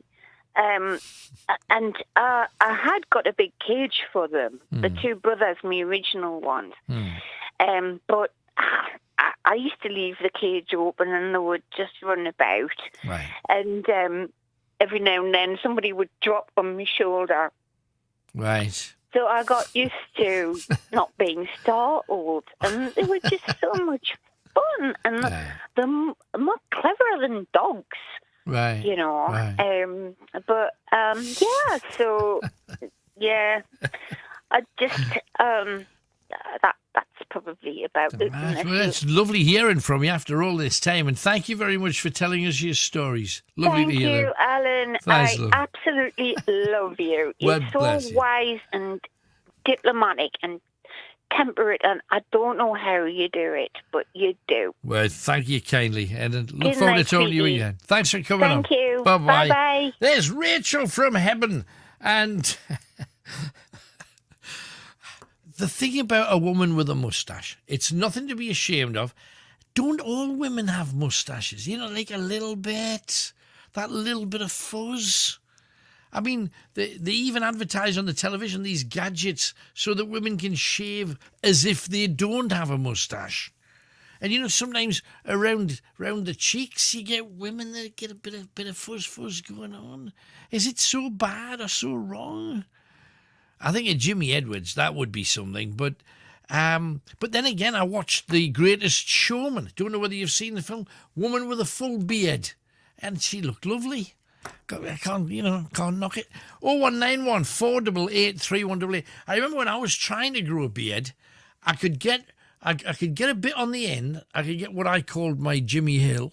I could get a bit on the end, and I could get my sideburns down to about there. I couldn't grow anything in the bits in between. Since then, I don't know how, but since it's kind of spread, if I wanted a beard now, I could get away with it. 0191 488 3188. We have Andrew. We're back to Spennymoor again. Hello, Andrew. Hello, Alan. Hello, mate. What can we do for you? Just a word of advice. Mm-hmm. I bought 2 items off the internet. Right. £30 each. One was a strimmer. Right. With a metal blade instead of buying the wire. Right. And I bought an ironing contraption where you hang your clothes up and send it through and it does the ironing for you.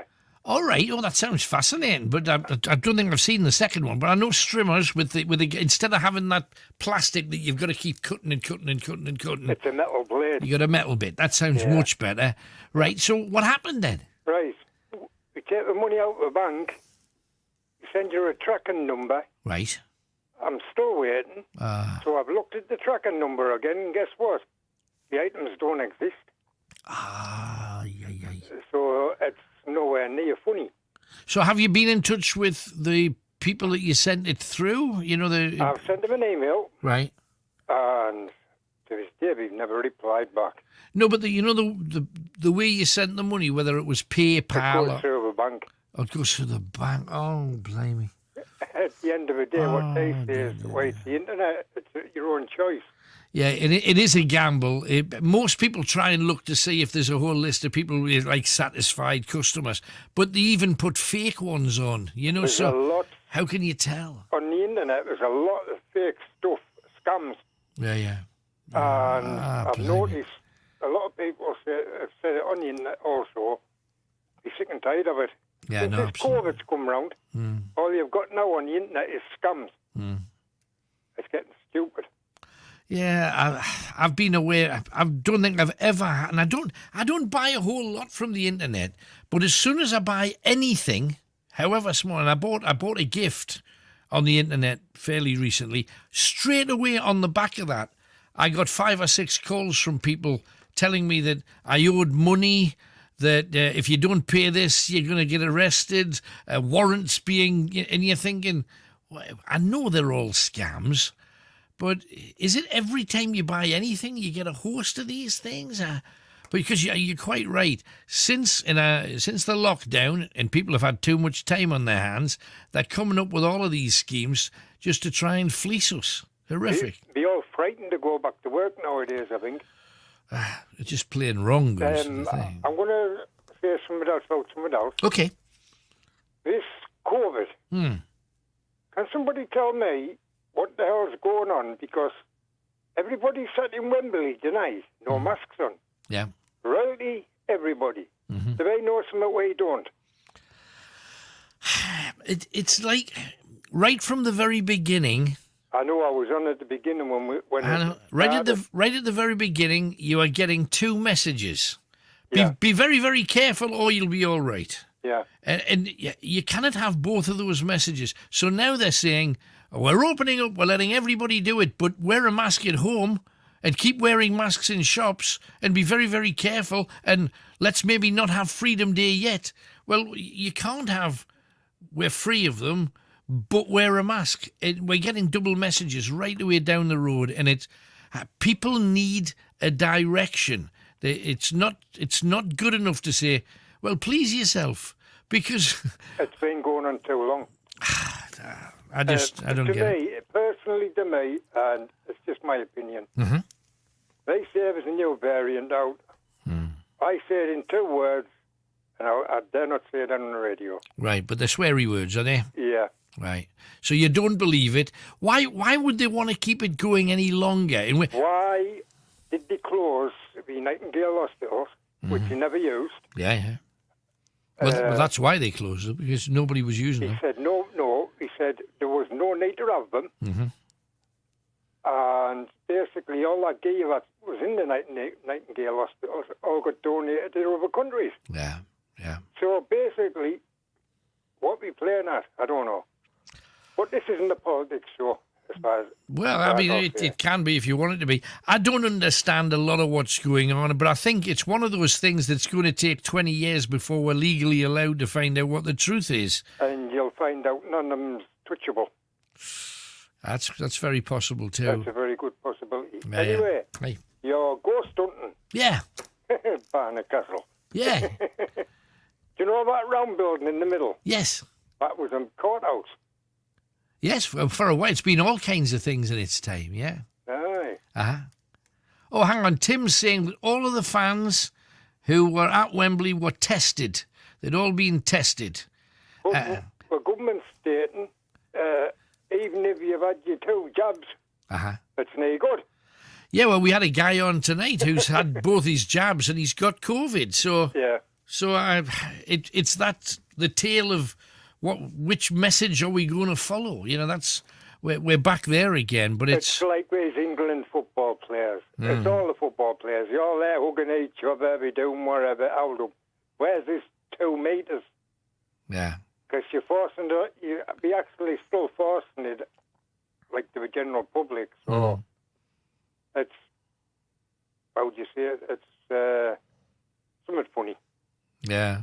I mean, there's a lot of funny going on, but the result wasn't that funny. Andrew, thank you very much for calling. Thank you very much, Alan. Thanks, man. Bye-bye. Well, what a night it's been. For one reason or another, but blimey. Andrew there in Spennymoor. Gonna play another celeb. And this is somebody that I loved so much. Joe Cocker's coming up very soon. But let's have a chat with Linda in Wide Open first. Hi, Linda.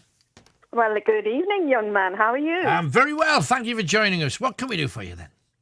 Well, you ask things about things that annoy us, and I'm afraid butter in my jam really, I get that. No, I get that. And I bet because I've seen people do this, I've seen someone with butter on the knife go into the jam, the butter then is in the jam, they pull the jam out, put it up, and you see them going back in there, but they don't go back in there to get the butter. They avoid the butter.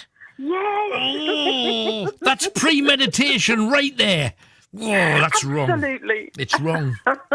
Plain wrong. Grounds for divorce, Ian. I would have said. I'm sorry.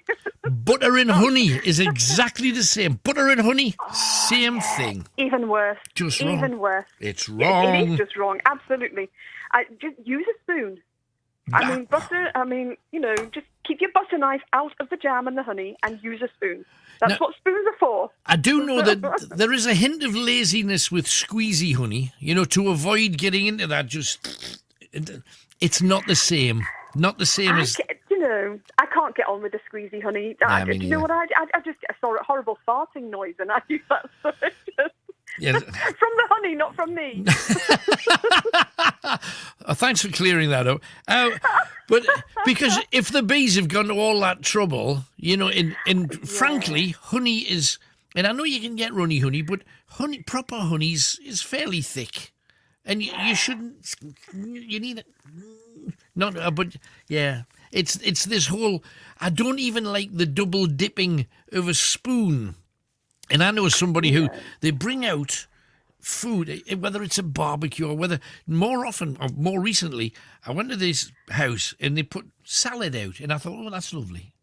And they gave you a little spoon, so you could get the little bits out. They give you one spoon, and there's like 12 different pots with. Oh no! So you've got a knife and fork and a little spoon. Now, realistically, should have had 12 spoons, and I know that's a lot of spoons. But if you're gonna, everybody's putting their spoon in, putting it on there, and then putting the spoon back in, and then going to the next jar. And you wouldn't have managed. You'd have exploded by then. My OCD would have gone completely off the wall. Yeah, no, absolutely. I just don't like the whole double dippy thing. I don't like double dipping on anything, really. I mean, whether it's condiments or other things. I mean, double dipping's just not in, is it? Well, how do you feel about sharing bottles or sharing, that kind of? Because I remember when I was a kid, we used to get. Before we went to play football, and you'd play football from 9 in the morning till 7 at night if you could, and you'd take your bottle of pop, for half time, and if you got tired and you needed a drink, and you'd take your sandwiches, everybody had the little, Mum, come some sandwiches. So we'd all have our sandwiches, and by the time we'd all share the pop, and by the time you got to the end of the pop, it was like bread pudding, because all the bit of sandwich crumbs had gone into the bottle from all of our sandwiches, and it was you could genuinely throw up. And ever since then, I've never liked sharing a bottle with anybody ever. No. Not even your nearest and dearest. No. See, I don't do pops. So, and the majority of people don't like plain water, and they go, "Oh, how can you drink plain water? That's great," because I don't get any backwash in it. That's fine. I'm absolutely fine with that. Thanks very much. That's fair enough. Right. Yeah, isn't it funny the memories that you have from younger days and how it transpires, and you just carry it with you for the rest of your life, don't you? Think, oh no, I'm not doing that. No, absolutely not. I think when you're young, you're a sponge for this kind of stuff. You take it all in, and then you probably need therapy for it by the time you get in your 30s. Yeah, absolutely. That's right. Yeah. I mean, I was at a party, I think it was last weekend, and the hostess had made vodka jellies, but she'd made them a little bit too stiff so people couldn't get them out of the pot. Right. I was driving, so I didn't partake, thankfully. But so people had their fingers in, they're going, oh, just give it a stir. And I was thinking, oh, no, please don't do that. I thought, just time for me to exit and just use the bathroom or something till it's all over. Yeah. I just couldn't. Everybody's having their finger in everybody else's pot, and I thought there's just something wrong about this. Yeah. Now, I'd stopped drinking, so this was another one that didn't affect me.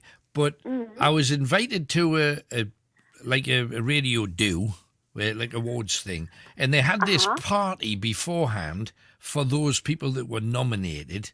So you went into this room, and the guy running it was actually quite well known. I'm not going to name him because when you hear what he did, it's just plain wrong.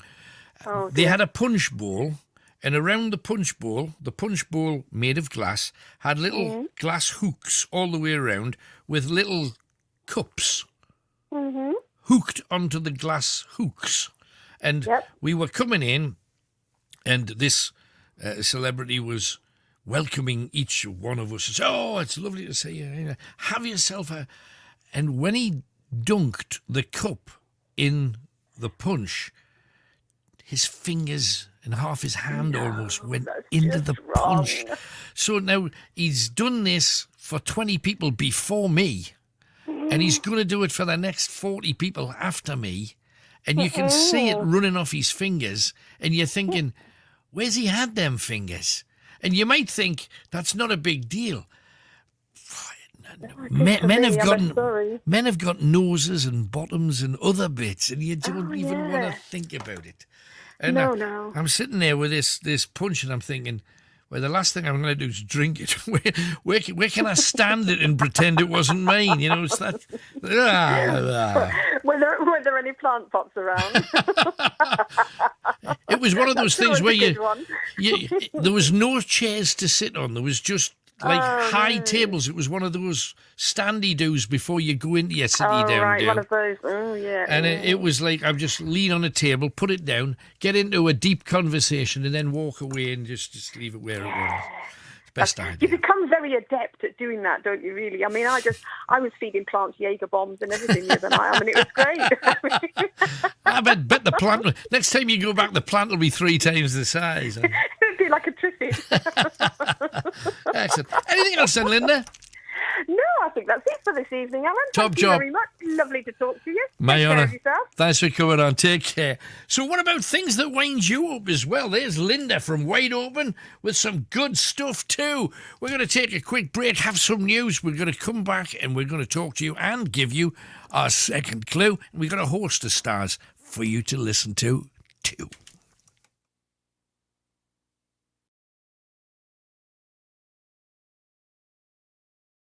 Methodism is not generally accepted by a lot of people.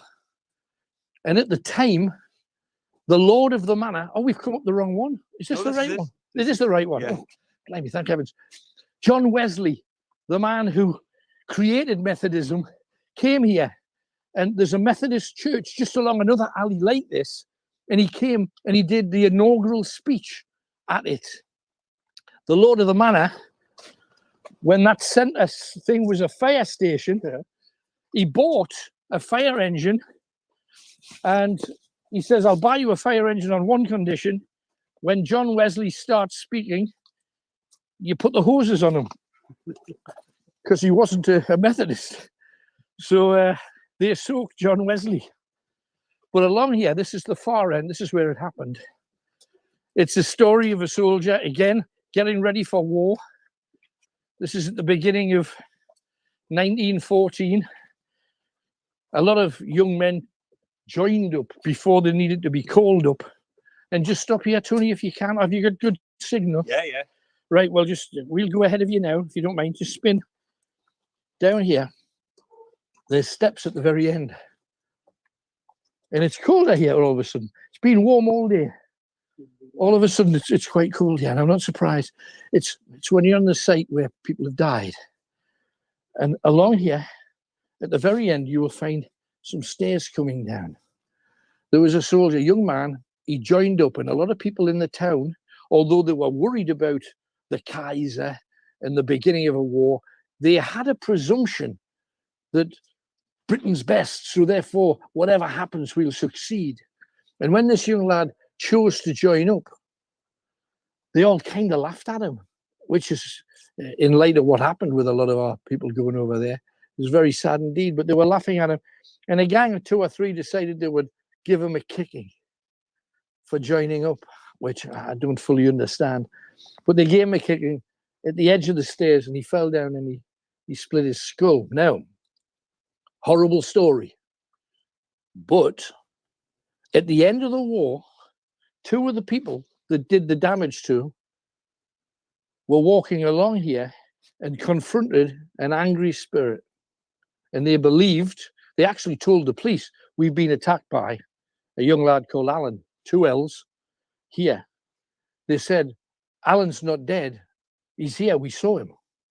And the police said, well, what's that got to do with you? Because nobody found out who killed him. They presumed he'd slipped and fallen to his death and broke his neck. And these 2 people said, well, we just heard, but he attacked us. And both of them were bloodied. One of them had a bloody nose. One of them's mouth was cut. And they say it was his spirit, Alan's spirit. His name, Alan Stewart was his name. And it was just at the end of here. And it said that most nights, Alan patrols this area to make sure that there's no more evil doings like was done to him. And he's said to be right there. And you wonder whether that's why this place is as chilly as it is. Because you can't feel it, can't you? Definitely feel it.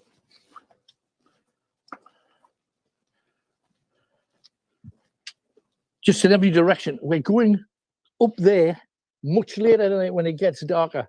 Plague pits and all of that. Major poltergeist activity right there. see a shadow there. Did you see that? Just down there. Just in there. Just in there. Was that just it might have just been corner of the eye thing? No. But I don't know how you saw it and I saw it. Yeah. That was stopping your tracks stuff, wasn't it? It was. I just stopped there. What the hell was that? I thought it was actually somebody walking up the alley. I heard the dog, so I thought it was a dog. Yeah. Definitely something in there. Do you not think it could be somebody that's just heard us and is coming out to check? I'd love to go down, but That's somebody. the chapel alley, but we couldn't get a signal. Remember? Oh, that's the chapel alley. That's probably why. Right. Now that makes sense. Come on, we'll be able to have a look up it. I love these old-fashioned. That somebody at the door there. Yeah. Oh, sheepers. Or you could understand somebody coming a cropper down here, I mean. If you were fighting and you lost your step. Oh, my goodness. Now, we are heading up to a really dark place. 10 minutes time. Just before that, we've got another couple of places, quick places to go. Whoop. Down there's the riverside. And again, for those of you that are ghost hunters that want to come out and visit places like this, and I hope that's most of you, and don't forget, share, spread the word. If you share, you get one of these. If you're a good sharer, be a really good sharer. Share your socks off.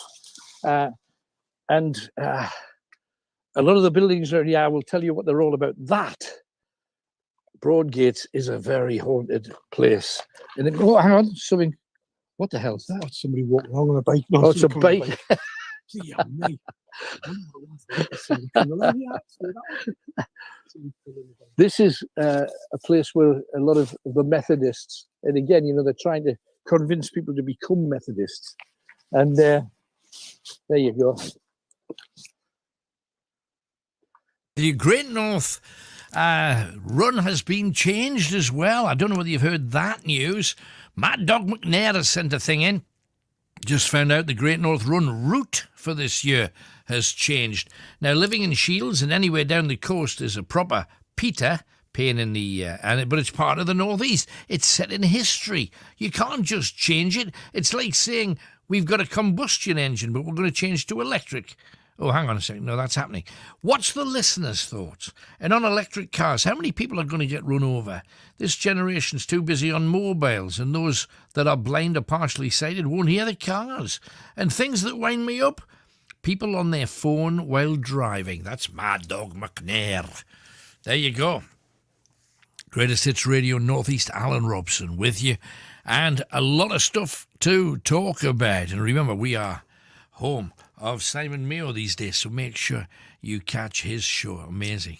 And it's doing the business, so make sure you check it out. Okay, second clue coming your way. The first clue is money in Britain. Money in Britain. What's it called? Money in Britain. Second clue, you are unlucky if they find these in your kidneys. Okay, you are unlucky if they find these in your kidneys. That's two clues.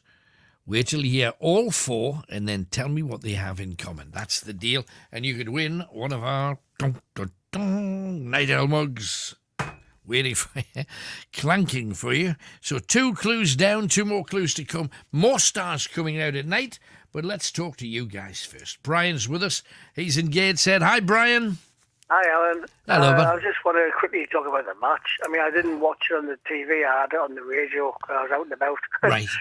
But, in the second half, I felt the Italians were the better team. I mean, they've got some great players. Benucci, he was brilliant. Their goalkeeper was outstanding, And when it came to penalties, it was sad when we, missed a couple and that, and it shouldn't be fair to blame anybody for that. I mean, I think the team have done well throughout the tournament, but unfortunately, on a night like this, you've got winners and losers, and somebody's going to have to lose, aren't they? So and it's usually us. Yeah, but I mean, I'll be honest. So they did do really well in the beginning. Do you know what I mean? But I think Mancini probably outboxed Gareth Southgate in the second half because he put on different players. He moved his team around quite a bit, brought on different people, and he didn't really do that. He didn't bring people on. The people that were brought on looked defensive minded. They're bringing on the Liverpool player, the skipper. I thought that was like a negative thing. Let's load it up with defenders.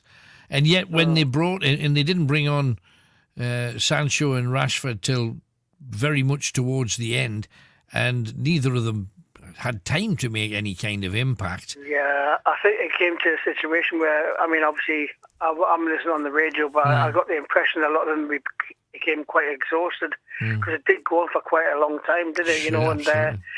A lot of young lads on there. Obviously with gaining new experiences and that, but the credit to the Italians, they pulled the rabbit out of the hat tonight. Even Chris Waddle even said before the tournament kicked off that the Italians would win this. And I remember him saying that a month ago, and he was right. Yeah. He knows his stuff. I don't wish to be a bad loser and poop on the party, but I thought they were filthy players. I thought they were just dirty. They do dive. I obviously can't tell on the radio, but I know they do dive around a lot, the Italians, don't they? But one thing that struck me, my friend rang us up and said, obviously didn't watch it, but a couple of the guys in the stands, the supporters, pulled up this big, massive banner that said, "Football's coming home, but all roads lead to Rome." I thought that was class, you know what I mean? Ooh, yeah. Brutal. That was a bit brutal, do you know what I mean? But on the positive side, that blinking Boris, he's got one of them. He's got an extra large England top on with number 10 on saying Bojo Boris. And I didn't want him to hijack the situation, do you know what I mean, for the Conservatives. So in that respect as well. Right. The Italians did well, so to pull through. So I've got quite a few Italian friends, so good luck to them, do you know what I mean? And it's like... just dust ourselves down, get ready for the World Cup, and don't blame anybody for what went wrong. The Italians were the better team in the second half. They dominated everything. Yeah. Like I say, Mancini outboxed Gareth Southgate in the second half. He had some good plans up his sleeve. So credit to the Italians. You know what I mean? So, no, they won fair and square. Yeah. I think there's no doubt about that. They did kind of go into overdrive in the second half in England. From that point, they've got an amazing goalkeeper. They've got an amazing goalkeeper, the Italians, haven't they? They have, and he's outstanding. He's just been bought by Paris Saint-Germain. Apparently, he's going to Paris this season. I think they said he was only 22-year-old as well. He's like an amazing goalkeeper. So he's a huge goalkeeper as well. He made Jordan Pickford look like he was a schoolboy. When he was I think what it is, Alan, is probably one of he's probably one of the best in the world, I would say, arguably. The goalkeeper tonight showed really good skills and stuff. He did. But like I say, the World Cup is coming. There's a lot of difficult teams ahead. You've got the Brazilians, we've got Argentinians, and Chileans. They're all good teams in the South American part of the world. So we'll have to see how we'll get on. Absolutely. Well, if at first you don't succeed in all of that, that's what you got to do. Get stuck back in again. Brian, good talking to you. Thanks for coming on. Good night. All the best. Bye-bye. Is that how you feel, or are you, have you already kicked the puffy and you slammed a door or two? Get it out your system. We've got to be good losers, as we are good winners. Well, no, when did we last win anything? But you know what I mean. 0191488. We'd like to be good winners. 01914883188. Peter is in Chelsea. Hi, Peter. Hello, Peter. Hello there, Alan. Hello. How are you doing? It's nice to know you back. Thank you. What can we do for you, Pete? Yeah, no, you've spoke to me many times before, in the past. Mm-hmm. And as I'm saying, it was nail biting, wasn't it, tonight? Absolutely, yeah. It's nice to speak to you, Alan. Thank you. I've I've been listening to you for many years, you know. Thanks, Ever since the early, mid-70s when you first started Metro. Right, thank you. I was living in Washington then. Yeah. Washington, Newtown. Uh-huh. And now a Chelsea boy. Yeah, I know. I'm getting a bit soft, you know, my old age. I feel the cold. Right. So what do you want to talk about then? Yeah, once you get past Doncaster, you feel that chill in the air, you know, coming off the North Sea. I get it. The best of times. Yeah. I was going to talk about ghosts, you know, Hilton Castle. Yeah. I used to live near there in the, as I say, the Codlad. Uh-huh. So, I mean, any experience with anything there? Do you ever see or feel anything? Not really, you know, but I'm very sceptical. Right. I remember going to the Cross Keys at Annick. Mm-hmm. You know, the Curse of the Bottles, the pub. Yeah. It's known as the Dirty Bottles locally because it's still in the window. Yeah. It's still in the window. Oh, I had a great time there. I remember that was in the 80s, you know, when Ghostbusters was out. Right. And I said, very appropriate. It was on the jukebox at the time. Oh, brilliant. Yeah, that's good. Yeah, anyway, things is looking up for people. Alex, we've been going... Alan, we've been going through a bad time, you know? Yeah. As I'm so thankful we've got the job. Yeah, the situation down there, what's it been like? Are people behaving or are they just ignoring all of the precautions I now? haven't noticed any difference down London. It just seems normal, you know, people just going about the business. Right. And jogging about, and the shops are all busy, etc., you know? Right. Well, I mean, we're hopefully heading back towards that. To keep the distance. Yeah, I don't know how many. There weren't today, that's for sure. Anything else, then, Pete? Sorry, Alan, I didn't quite catch that. That's okay. Anything else for us? That's about it, but I'm just so pleased to hear you back. Thank you very much. Good to be here. Metro Radio would be lost without Alan Robson, that's for sure.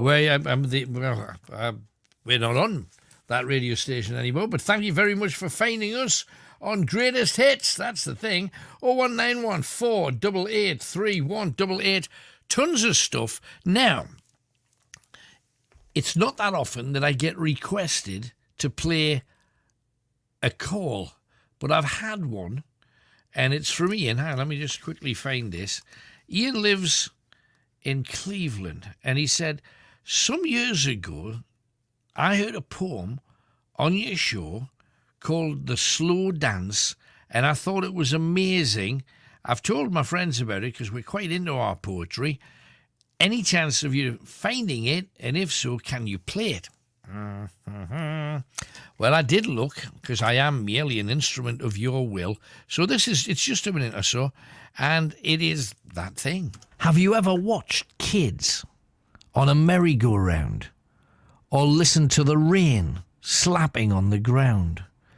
Ever followed a butterfly's erratic flight? Or gazed at the sun into the fading night? Well, you better slow down. Don't dance so fast. Time is short.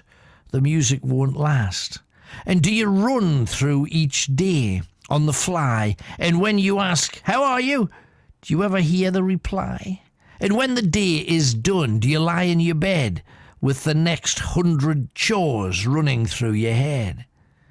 Well, you better slow down. Don't dance so fast. Time is short. The music won't last.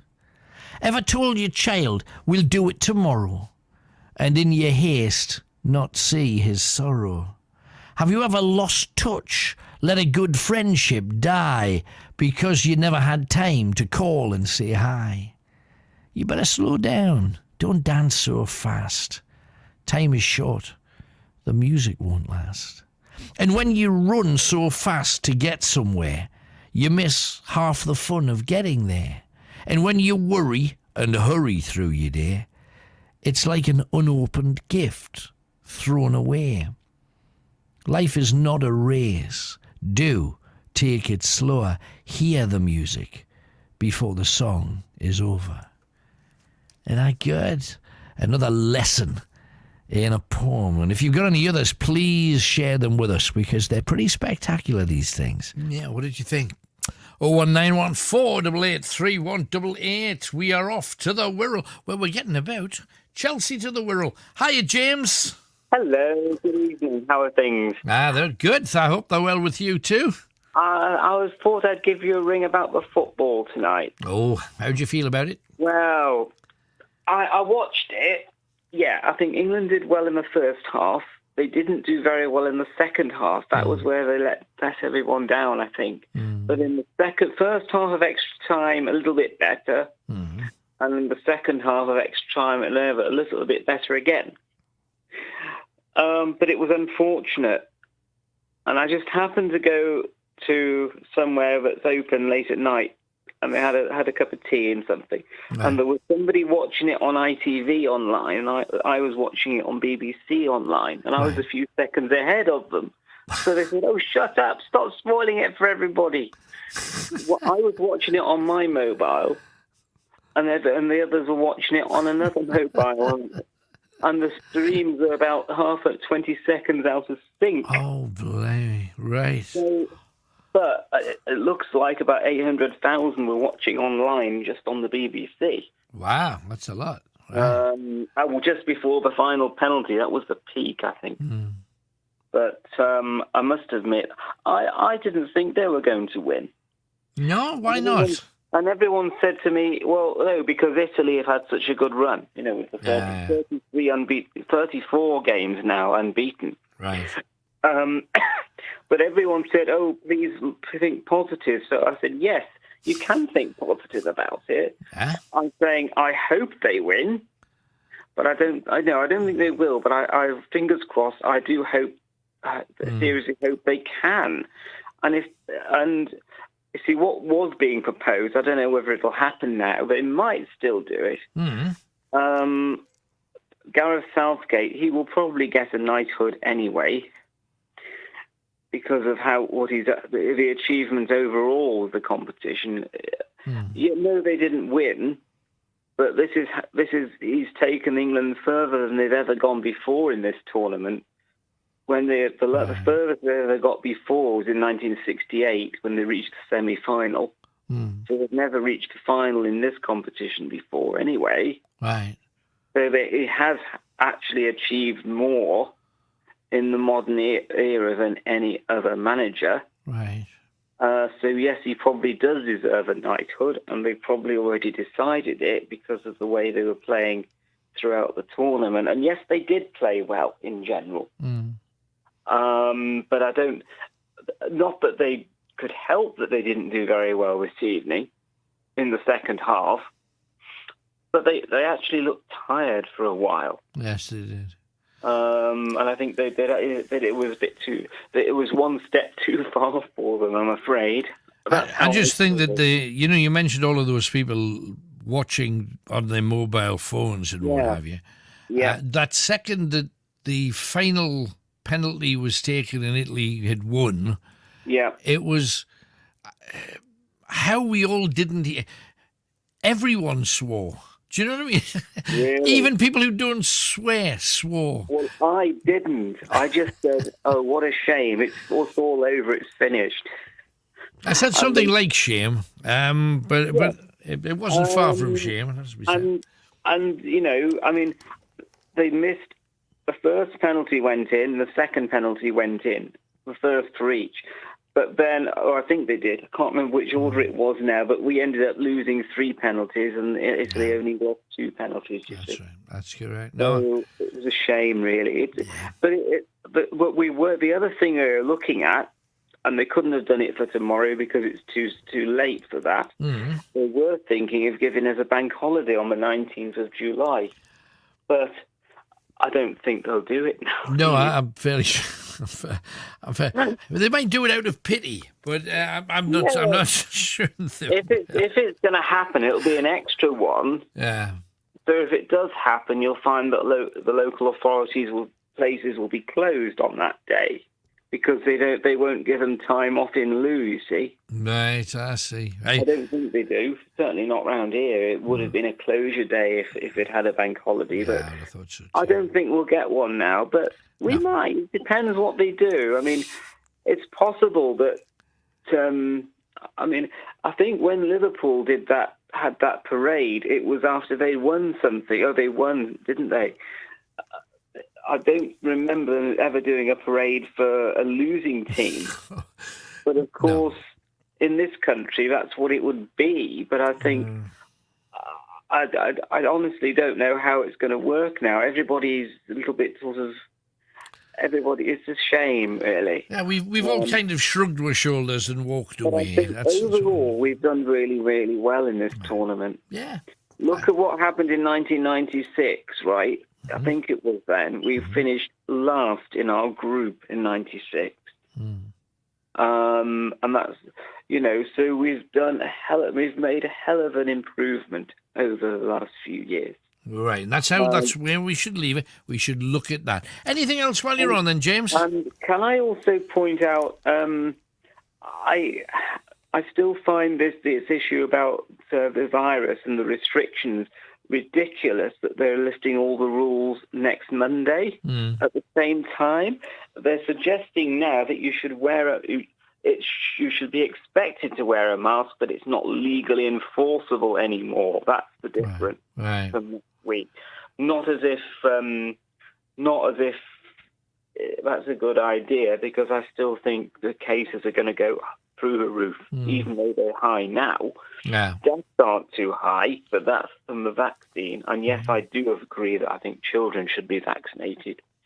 Yeah, but you mentioned that though. But we've had somebody on tonight who's had both vaccinations and they've got COVID. Oh, that's quite possible, because they've been vaccinated against the original version. So it might well be that it the Delta variant or the Indian version doesn't actually get through it, or it's still possible to pick it up anyway. But that being the case, are we not just going to bounce on? I don't know. I mean, you think, well, what's the point of the vaccine? Yes, it helps to some extent, but it only goes so far, and that would be the case of anything. There was a case on the news last night about a 90-year-old who died in March, and she had 2 versions of this virus at the same time. Yeah, I heard that. Basically, they are 2 different diseases, if you think about it. Yeah. So you will pick it up. If you've been vaccinated against one version of it, yes, you are likely to get it again, but it won't be the same one. You might get any of the other versions, even if you've been vaccinated against one, because they haven't yet changed the vaccine. Yeah, but it just seems like you could go on forever getting have a vaccine for this next variant. Oh, there's another variant. Let's have another vaccine. Let's have another. I think what's going to happen is they'll have to vaccinate people, give them top-ups every 6 months.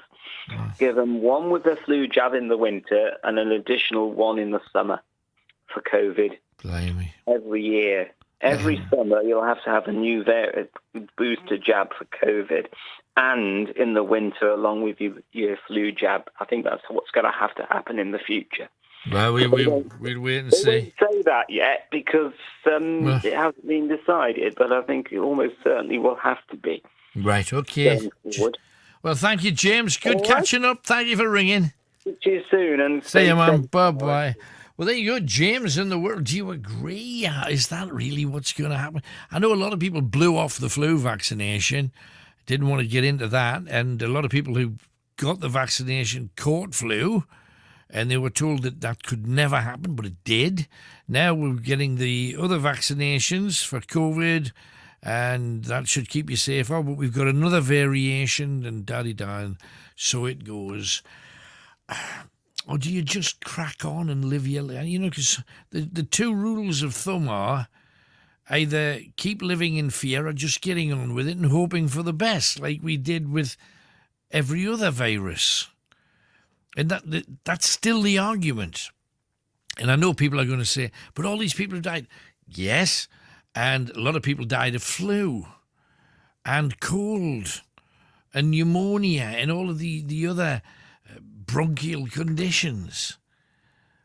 But we didn't stop. We just we've stopped now. And it's ruined industry. It's put a lot of people out of work.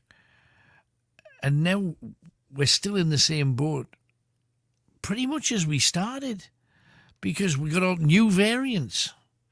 So do we stop again for another 18 months? Now, I just want people to be safe. I don't want anybody to be at risk. What do you think? 0191 488 3188. Let's go to Oxford. We've got Louise there. Hello, Louise. Hi, Alan. Hello. I've just found you again. 22 years ago, I used to listen to you on Metro. Right. And I've just found you again, and I listen every Sunday now. Hey, that's great. Thank you. We moved to Oxford because of work purposes. Right. But yeah, I really miss it up there. Are you enjoying Oxford? What's it like to live? Yeah, it's very sort of pricey, and or you get a lot of students and stuff. It's nice. I mean, I was brought up here. We moved up because my partner had his mum and dad up there. Right.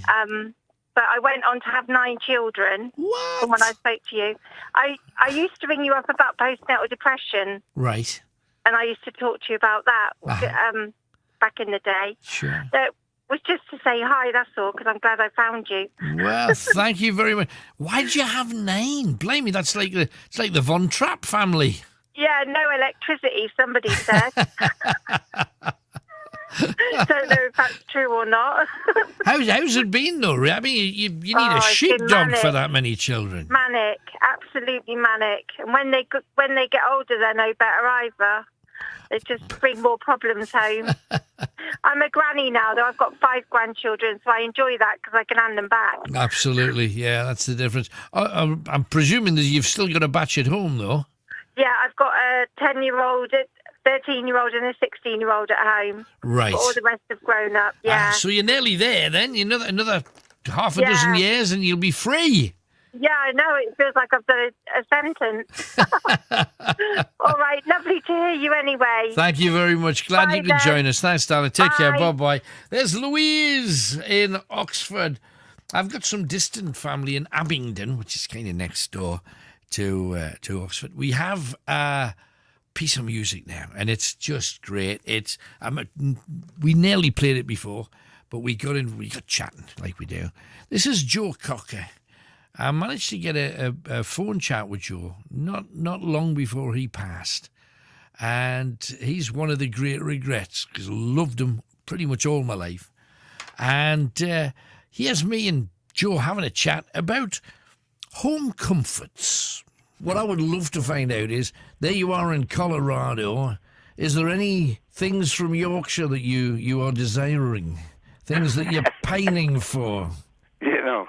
Someone sent me a box of Henderson relish. Hey. And it spilt in my suitcase. Oh, no. I forget. And it's been, that smell's still there to this day. It's like about 20 years later.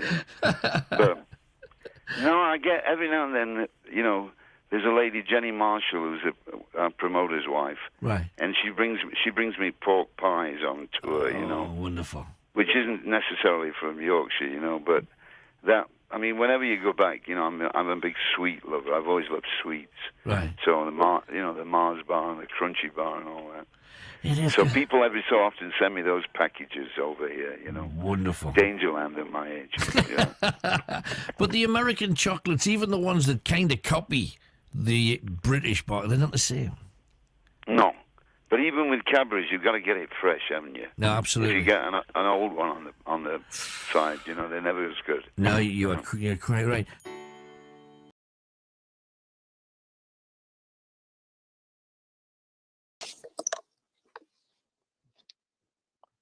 Wow. Now, there's a little plaque, and these plaques are always amazing. This building that we've got here was originally known as Broadgate's Chapel, the first Methodist chapel to be built in Barnard Castle. Men and women of the congregation, John Wesley, preached at the opening service. Now, remember, and got soaked by hose pipes as soon as he came out. So we can't get up there too far because the signal disappears. But if you come to do the ghost walk, come down, just follow the path that you've seen me take, because we have to go in search of Romans. Now, this was a a Roman principality too. If you follow Kenny's torch down to the right down to the bottom, the darkness, that's the river. It's the River Tees. Fantastic part of the River Tees. If you're a Teessider, be absolutely proud of that river. It's fantastic. But we have to go over here. Now, most people who do a grizzly trail of Barnard Castle will miss this, because this is where a legion was lost. And I'll tell you how, and I'll tell you where. If you go back far enough, the Romans were being attacked here. And as you know, they were leaving Britain. They ended up having to leave Britain. And a lot of the Britons realized, and the tribes realized, that all of the power was going to come back to them again, like they'd had before the Romans came here. And it's up on this mound and down there at the river that we've got some great stories. So this is like Children of the Corn, this bit. I want to try the necromancer up here as well, because I think you'll get something. The weird thing is, you're kind of overlooked by houses here, but you get a right feeling for. You've got to go a little bit further along, but keep your eyes open for things.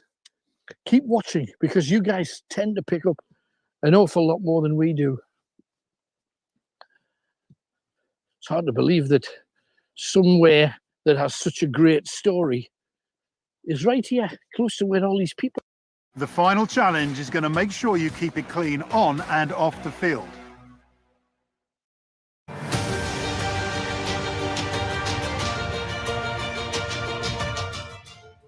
Live, and I bet 90% of them don't even know the story.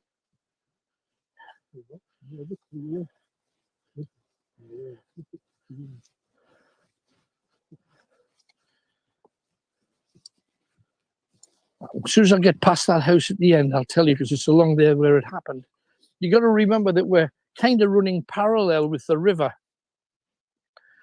and the Roman legions had been told to leave England because Rome was under threat. So when they were gathering their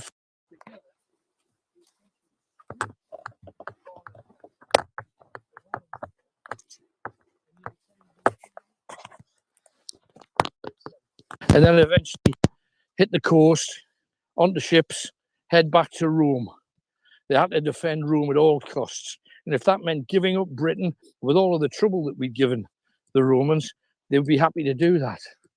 So they did. And they left one legion to finish off. And this legion had been told to operate the scorched earth policy, which means don't leave anything in Barnard Castle that can be used by those people who don't support Rome, which essentially means burn the whole place to the ground. And they did. They started setting fire to all of the buildings in the town.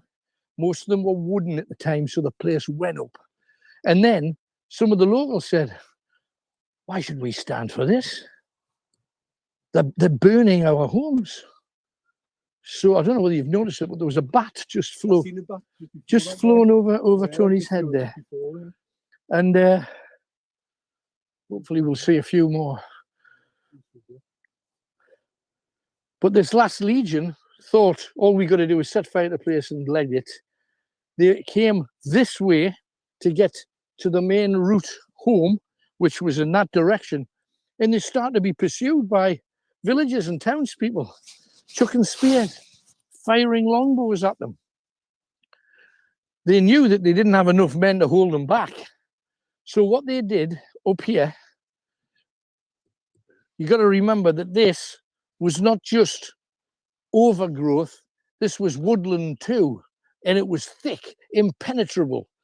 But they waded in with their swords, and the Romans, and I mean, I wouldn't want to do it now with the amount of nettles, because these are all nettles, but they piled in that direction with their swords. And because it was overhead height, that was over their head height. When people came in to follow them, the Romans would wait and jab at them and chop lumps off them, essentially. And it made the Barnard Castle folk back off, and they didn't want to go in there because the Romans were literally crouching down just waiting for people. And they ended up killing about 40 or 50 of them. And the Romans continued hacking their way. If you can imagine, like Bear Grylls in the jungle, went right the way down there to the riverside. They got into the river and they walked along the River Tees, in the River Tees, all the way to the track that took them south. And they all survived, but it's the ghosts of the people of Barnard Castle that apparently walk through this stuff and come and surprise people. And sometimes you can see dark shapes in the long grass, and it's in all directions here. Now we've got 2 clues down. The first clue is money in Britain. What's it called? Second clue, you are unlucky if you find these in your kidneys. Okay, so 2 clues down, 2 more clues to come. See how you fare. We want more calls, so pick up your telephone, give us a ring. We shall try and get everybody on tonight if we can. We have Edwin, who is in Gateshead. Hello, Edwin. Hello, mate. What do you think of that game? What do you think? Oh, I'm sorry. I'm really sorry. It's just, I don't know. I mean, what the hell's he doing putting Jordan Henderson on? Oh, what a parcel he is. He brought him on and he took him back off. How the hell's he getting a place in England? He's lazy. But he brought Grealish on, what was it, the 87th minute or something? Uh-huh. Oh, God, I'm sorry, really. Oh, God. How are you anyway? Are you all right? I'm all right. I kind of felt the same way as you, because the difference between the 2 teams, and this is trying to be objective. Yeah, I think so too. But trying to be objective, the difference was Gareth Southgate took off players that went forward and put on players that didn't, and expected to score, and that was never going to happen. Then the second half went totally against. Well, I think Henderson is forced, if I'm not mistaken, I think his first passes to the opposition, which he normally done in the World Cup. Oh, he's a parcel, that kid, honestly. I don't know where they're getting him from. Well, I don't know whether you can blame him completely, because bottom line is England still would have won if they'd have scored their penalties, you see. That's the thing. They didn't. I mean, Saka was crying. He can do the job of 2 blokes. I mean, I think you have to take your hat off to Saka. Yeah. But these are blokes that should be in the first team. Yeah. They shouldn't be they shouldn't be super subbed or sticking Grealish on. The Grealish should be frustrated. I mean, his ankles and he's nipping at his heels and that. But I mean, he should be in the first team. He shouldn't be on a bench, man. I just thought that time when one of the defenders pulled back Saka by the shirt and pulled it. That should have gone off for that, because he was clear through. Yeah, definitely, Alan. I definitely agree with that wholeheartedly. But you can bitch about it as much as you like. We lost. We've got to take it with a grin and say England got further than they have in a long, long, long time, and we should be proud of that, you know. And a lot of them were kids. I am, but just like England, isn't it? Yeah. Just like us. It is. Oh, I'm really sorry. As soon as I thought heading for penalties, you get that kind of.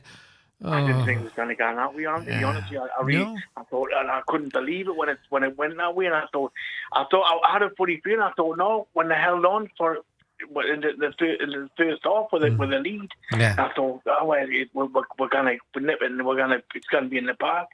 But I mean, it was a soft goal by then. We'll keep doing too easy, weren't they? Oh, God. Oh, well. Deep breath.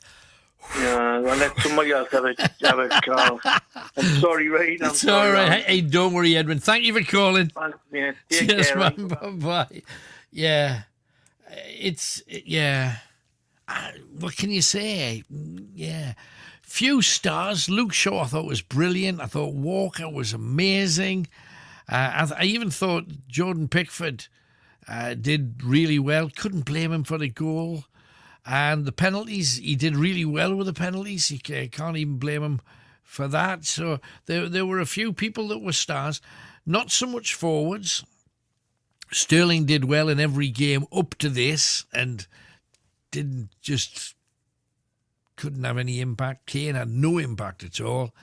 But we've got a few stars in defence that we didn't realise were as good as they were. I thought Rice played well in general too. And I was surprised when they took him off. 0191 488 3188. Was it down to the substitutes? By the people that were taken off and put on? I don't know. It's one of those things we shall talk about long and hard into the night when most people are in comes this ball. People screaming at the radio now, I've got no doubt. Anyway, let's go and talk to... Guess who? It's Linda from Barrisford. Hello, Linda. Oh, hello, Alan. How you doing? I've been out to the pub tonight. Oh, you plonky. You have a good time? I had an absolutely fantastic time, but when it comes to the penalties, I walked off home. Oh, did you? I did before it finished. Right. Did you get in the house in time to see any of it? No. Right. No. Well, that you just chickened out there, Linda, didn't you know? I did a bit. I couldn't cope any longer. No, I know exactly what you mean. Commiserations to England and congratulations to Italy. Yeah, every Just Italian... one sonetto, give it to me. Delicious ice cream from Italy. I think if the Italians wanted to be represented by any song, it probably wouldn't be that one. Well, you can give me a cornetto. Yeah, well, we'll all have one of them.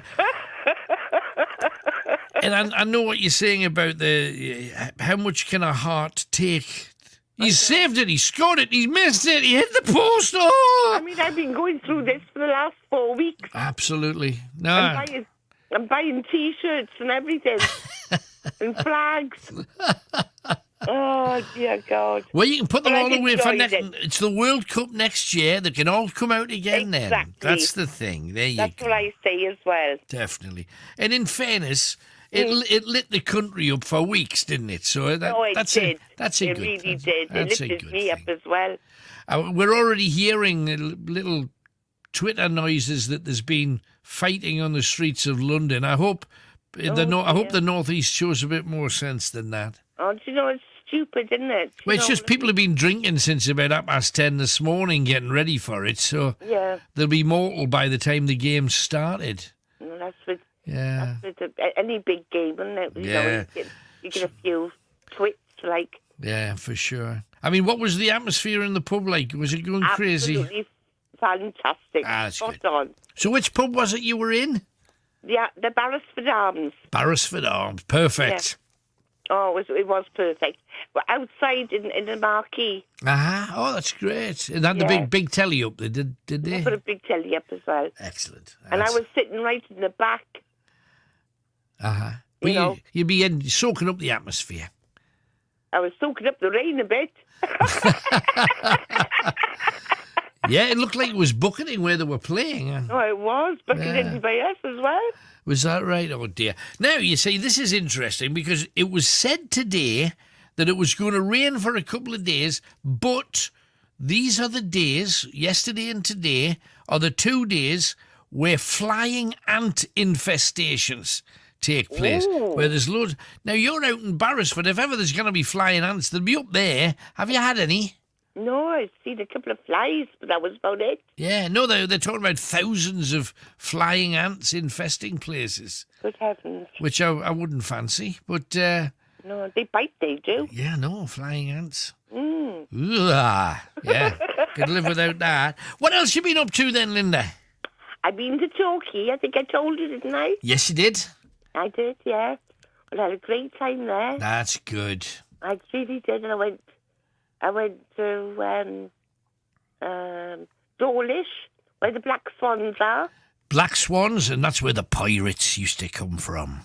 Is it? The pirates used to all go to Dawlish, yeah. Really? Ooh. Oh. Yeah. I didn't see one there. No, and did you bring a barrel of rum home? A rum? A barrel of rum. I know. Oh, ho, ho, in the from a smuggler. No, I didn't. Okay. No, I don't drink that much, Alan.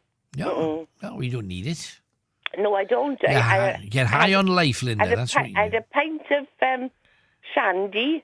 Right. And that was enough for me. Right. I remember when I was a kid, my dad used to say, "Do you want a beer?" And I'd go, "Oh, yeah, I'll have a beer, Dad." Because every kid, when you're about, I don't know, 9, 10, 11, you're desperate to be grown up or as grown up as possible. I'll have one. And then he'd give you, like, a teaspoon of lager and fill the rest of it up with lemonade. But because it looked a bit brown, you'd drink it, and then afterwards for 10 minutes you'd be... You weren't remotely drunk, but you thought you had to be because you'd had a beer. You see, That's right. Well, my friend and I, in the summertime, down the south, we used to squash blackberries in a cup and put a bit of sugar with it. Aye. And then we'd say, cheers. And we thought we were drinking as well. I was going to say, it's better than you crushing it with your feet and then putting it in a bottle. And that's what they do, isn't it? You know? You always wonder whether you're going to get a corn plaster in a bottle or not, you know? Or something, a bazooka for your veruca, you know? Yeah. Don't want that. Definitely no, don't want that, Alan. Don't think so. Right, anything else then, Linda? I'll leave you to get on with somebody else then. I shall do that. Well, thank you very much. Have a lovely evening, and like I said, congratulations to England. They've really done well. And Italy, congratulations to them. Yeah, I would imagine there's very few trattorias and Italian restaurants that haven't gone berserk tonight. That's the thing. Hey, and good luck to them. Linda, thank you very much. Okay, bye. Bye-bye. There's Linda, you see. She's been to the pub and supporting England but couldn't cope with the penalties, and I absolutely understand that. 0191 488 3188. David is with us in Sunderland. Hello, David. Hi, Alan. Hello, sir. What can we do for you? I want to talk about racial and sexual inequality. Right. Because I think now it's gone too far the other way. Explain. Well, if you're in the majority white and you apply for a job, and someone from an ethnic background applies for the job, you're not going to get it. Right. Because companies have to take on a certain amount of ethnic majority in their companies. I know they did that for a while. Are they still doing that? Because it used to call it positive discrimination, they called it. Yeah, and you see, I don't think those two words ever go together, in my opinion. Yep, still on.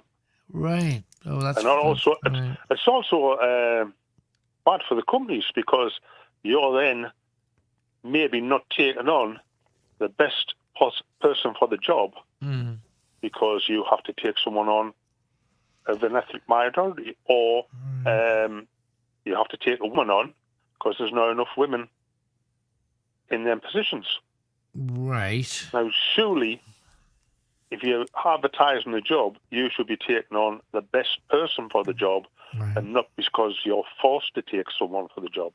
Right, I hear that, but then I remember I once worked in the employment field, and there was a guy who worked in the same office as me who was called a disablement resettlement officer, and he had to fight along with a lot of other people and politicians to get a rule in so that companies had to hire a percentage of disabled people. You know, people that had disabilities, and they're in the mix too, I suppose. Oh yeah, well, so, I mean, but without that, there wouldn't be very many people with disabilities working anywhere. So using your rule of thumb. I understand. Disabled people want to work. Sure. But do you have to give them the job if they're not capable of doing the job? Yeah, but you see that they are. People in wheels of steel can do any clerical position. That's not holding them back.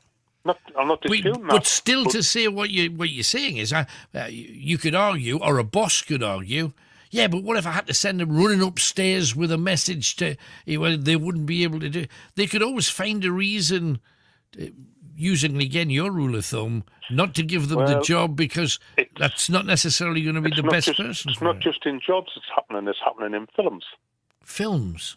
Yeah. Have you seen the new? It's a prequel to 1,001 Dalmatians. I haven't seen it. I mean, Cruella de Vil, is that the? It's called Cruella. Cruella, right? And that film ends where 101 Dalmatians starts. Oh, right, okay. Now, in 101 Dalmatians, the two lead characters are given Dalmatians and they meet in the park. Yes. In the Cruella one, the female is now a dark-coloured lady. Right. And this is happening in a lot more things. All right, and I've seen a Black Anne Boleyn, which I thought was a bit odd, but... The latest Wurzel Gummidge. Right. The two children that were in that were both ethnic minorities. Well, you see, I don't even like the... I hear what you're saying, but you see, to me, that kind of stuff, people are people. I don't choose to see the colour. I genuinely don't. I thought it was odd that a historical character was made... Anne Boleyn was black because she wasn't. But that's the only way. But that's history. When it comes to fiction, if two people are different colours or come from different continents or different ethnic backgrounds, I really don't, personally, I don't care. With respect to, it tends to be white people, not black, brown, or yellow, or pick any other colour in the rainbow of beautiful life that we have on this planet. It tends to be white people that don't want anybody else to get in the way. Now, to me, I agree. If you're good enough to do the job, if you're the best person to do the job, I get it. You should be doing the job. It's just that it tends to be white people that say, oh, but that's obviously me. And it's not necessarily, is it? No, I agree that the best person for the job should get the job. Mm-hmm. But are these changes now becoming the norm? Because yeah, but why is it becoming the norm? It's becoming the norm because people who run businesses were racist previously and they didn't hire people that might well have been the best for the job because instead they gave it to their mate who just happened to be pasty like them. I mean, how do you get rid of inherent racism? Because that's what it was. How do you get rid of it if you don't fight it somehow? I'm not saying you shouldn't fight it. All I'm saying is it's getting to the point now where the majority aren't getting the options because they have to give it to a minority group, whether they are different race, different sexuality. I hear that. I hear it. For years there's been massive discrimination against people of different sexuality. Let's just put it that way. Yeah. There's been massive discrimination. So how do you make people who are different or a smaller percentage, because they're not different. We've had people of mixed sexuality since the dawn of time, but we're only just confronting it now. And should we be confronting it? We shouldn't be. We should be accepting it as just part of life because it always has been. It's just when you're in a country that for centuries have been racist, not just racist, directly involved with slavery at every level in nations across the planet, it's hard to take the higher ground and say, well, it should be the best person, provided they're white and they're a friend of mine. No, I'm not saying that at all. What I'm saying is... No, but that's what it sounds like. No. It does? No, it should be the person with the best qualifications getting the job and not someone getting the job because of their gender, race, etc. Had we not caged people, had we not shackled people, had we not stolen everything from the land that they lived in and kept nations, nationalities, and different ethnic groups down for hundreds of years, we wouldn't have to do these kind of things. But we did. Oh, no doubt about that. So if that's the case, how do you put it right? You can't put it right by saying, right, well, now that we are a mixed society, and we are very mixed, and I'm very proud of that, because we've always been mongrels in Britain, and we got this nice mix. Even if you just view the football team, we've got a lovely mix. So, therefore, we've got to give chances to people that we have not given chances to before, and let them thrive. And if they're not quite as good as us at the present moment, but you say they are us. I'm getting mixed up here. They are us right from the beginning. And, you know, when I dislike people going, well, it's them and us. It's those people who happen to be a different colour. It's those people that have a different sexuality. They're us. How can you discriminate against us?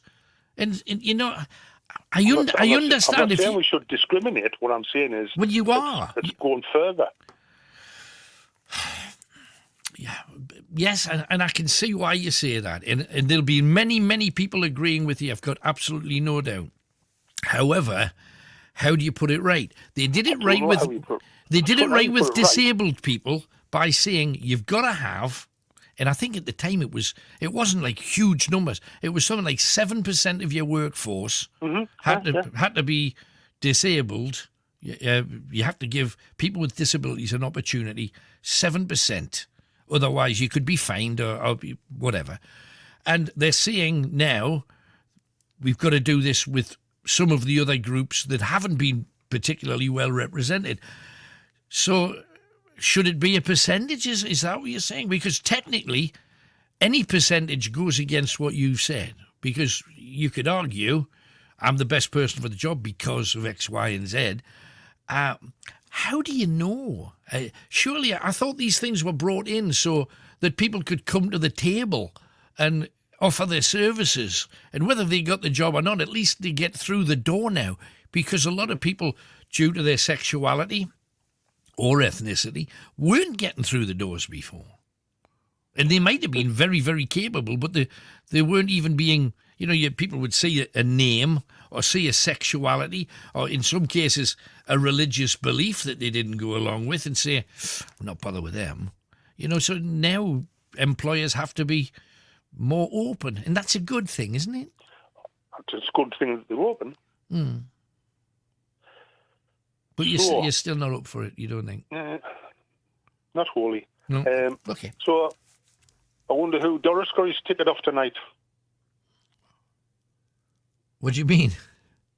Well, the fat Barnard was stood there with his 3 lines on his chest. Oh, he was, absolutely. Bozo. Right. No problems at him getting the ticket, was there? That's a fact, absolutely. I must move on, but David, thank you very much for calling. What do you reckon about this? Quick break, then we're back with you.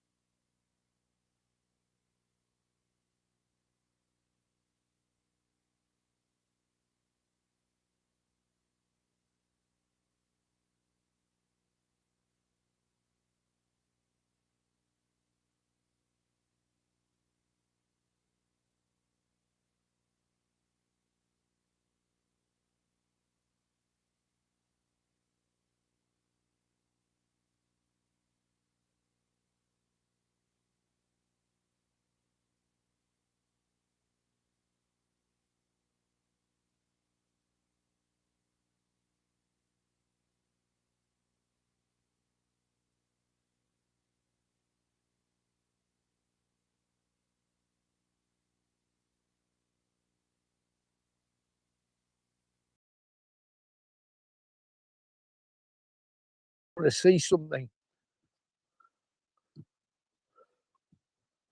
Light up the other side of him. You can.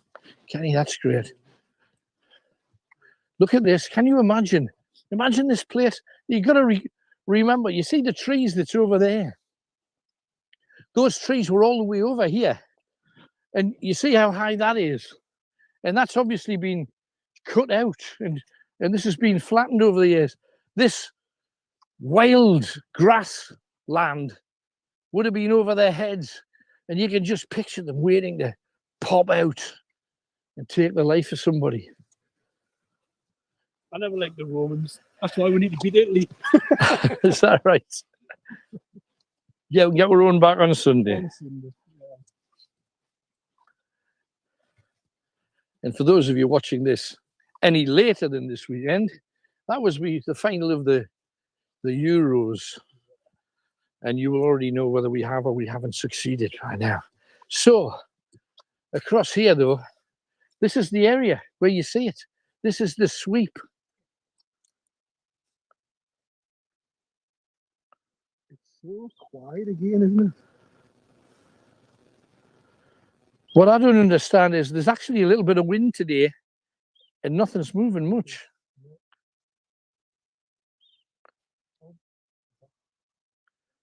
You've got something. There's bats here. Right, I said I wanted to do the necromancer. This is the place. A lot of people died out here. A lot of people from this neck of the woods, literally. So the least we can do is seek them out.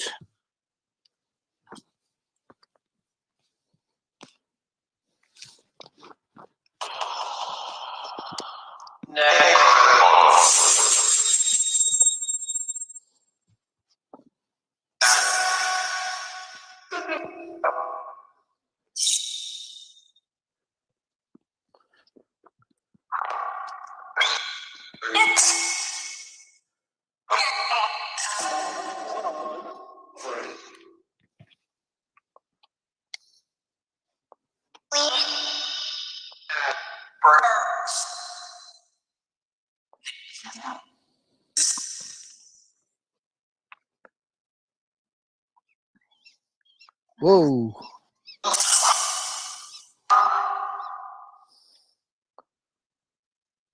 My attention was bat. See the bat? In the sky just over there. My attention's just been taken by this area over here.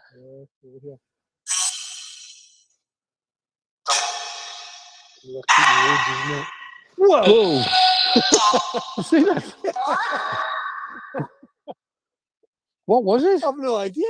It's just like it was travelling. Something was.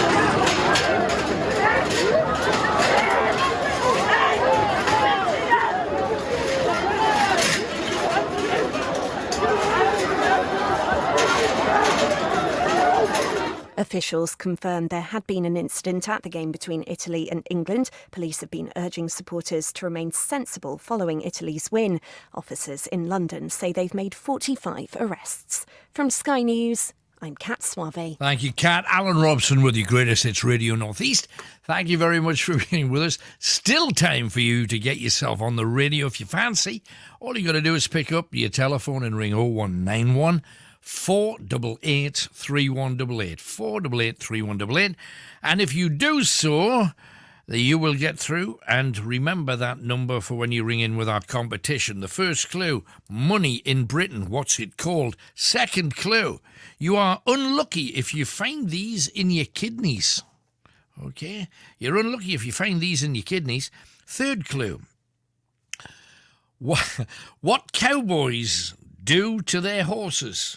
Okay, what cowboys do to their horses, and it's not the obvious one, it's the other one. In a book, Jesus once gave a sermon on one. Okay, there you go. What cowboys do to their horses, or in a book, Jesus once gave a sermon on one. So 3 clues down, 1 more clue to come, And we have Alison from Anfield Plain. Hello, Alison. Hi there, Alan. How are you doing? I'm good. Thank you for calling. What are you talking about tonight, then, Al? Well, I'm just emotionally drained. I think you sum up a nation there, pretty much. Yeah, it's been one hell of a night, hasn't it? Well, one hell of a few weeks. Yes. There's been a big build up to it, and I just think it's brought us together. And I don't even follow football that much. Right. And it's kind of it's unified us in a way that I don't think any other sport does. And it's, but at the same time, it's just devastating. Yeah, it's highs and lows, I would have put it, because there were great highs, and when the Italians missed their first penalty, it was like, fate has kissed us. And then, of course, it all went kind of just wonky the other way. And I know they're just young players, and most of the fans, I think, have picked up that Gareth Southgate did a really good job. He's got a batch of players that got England to a final, a European final. It's the World Cup next year. There's even bigger, and you could argue stronger teams, your Brazils and your Argentinas and whatever, coming in next year. This may have been England's big chance, or maybe those young players will want to put it right. The fact that they didn't succeed this time round, who knows? Yeah. But dare I say, it is still just a game. Yeah, and well, let me just tell you that when I came into work, there's a bar downstairs from where we are, and there's a queue of 300 people waiting to get it, waiting for somebody to come out so they can go in. The whole place was full. Just walking into the building, I was under a from the moment getting in here. So when you say it's just a game, if you just walk into that room and switch the telly off. Do you know what I mean? Go on. You'll find out just if it's just a game or not. But that's what I mean. I wish we could, as a nation, have the same kind of passion about the things that we do about football. We've just been talking about racism and sexism and isms in general, and it saddens me more than it doesn't annoy me, because I've talked to people about racism since the moment I put my backside in this seat, and that was a long time ago. So it just saddens me that we still have to. Yeah, I think we won't kind of know that is over until those conversations just never happen anymore. I agree. There isn't really a place for them. Well, I don't think so. And if I was a person who went in to apply for a job, and let's say I was a really good plumber, and I applied for a job, and they say, I'm terribly sorry, this guy's not a very good plumber, but I'm going to hire him, I would be totally miffed with that. Yeah. Because I'm a good plumber, and this guy's not a good plumber, but they've hired him just because he's transsexual, from another country, and yeah, I think that part of it is wrong. Yeah, so do I. Because it should go on. It doesn't matter what. As you stand in front of another person applying for a job, it should just be on, as you say, how good a plumber you are. Yeah, absolutely. No, I get that, and I think deep down our last call I got that too. Yeah. It was because I don't think he was inherently racist. It's just you either want to fight racism or you don't, and one of the ways, rightly or wrongly, that it's being done is to say you have to have the proportion. This is the if you're looking for truth, 9% of the British population is from a different ethnic background. Now that's every ethnic, that's Norwegians to Africans to Australians to Chinese to Japanese, whatever. 9%, which means 91% aren't.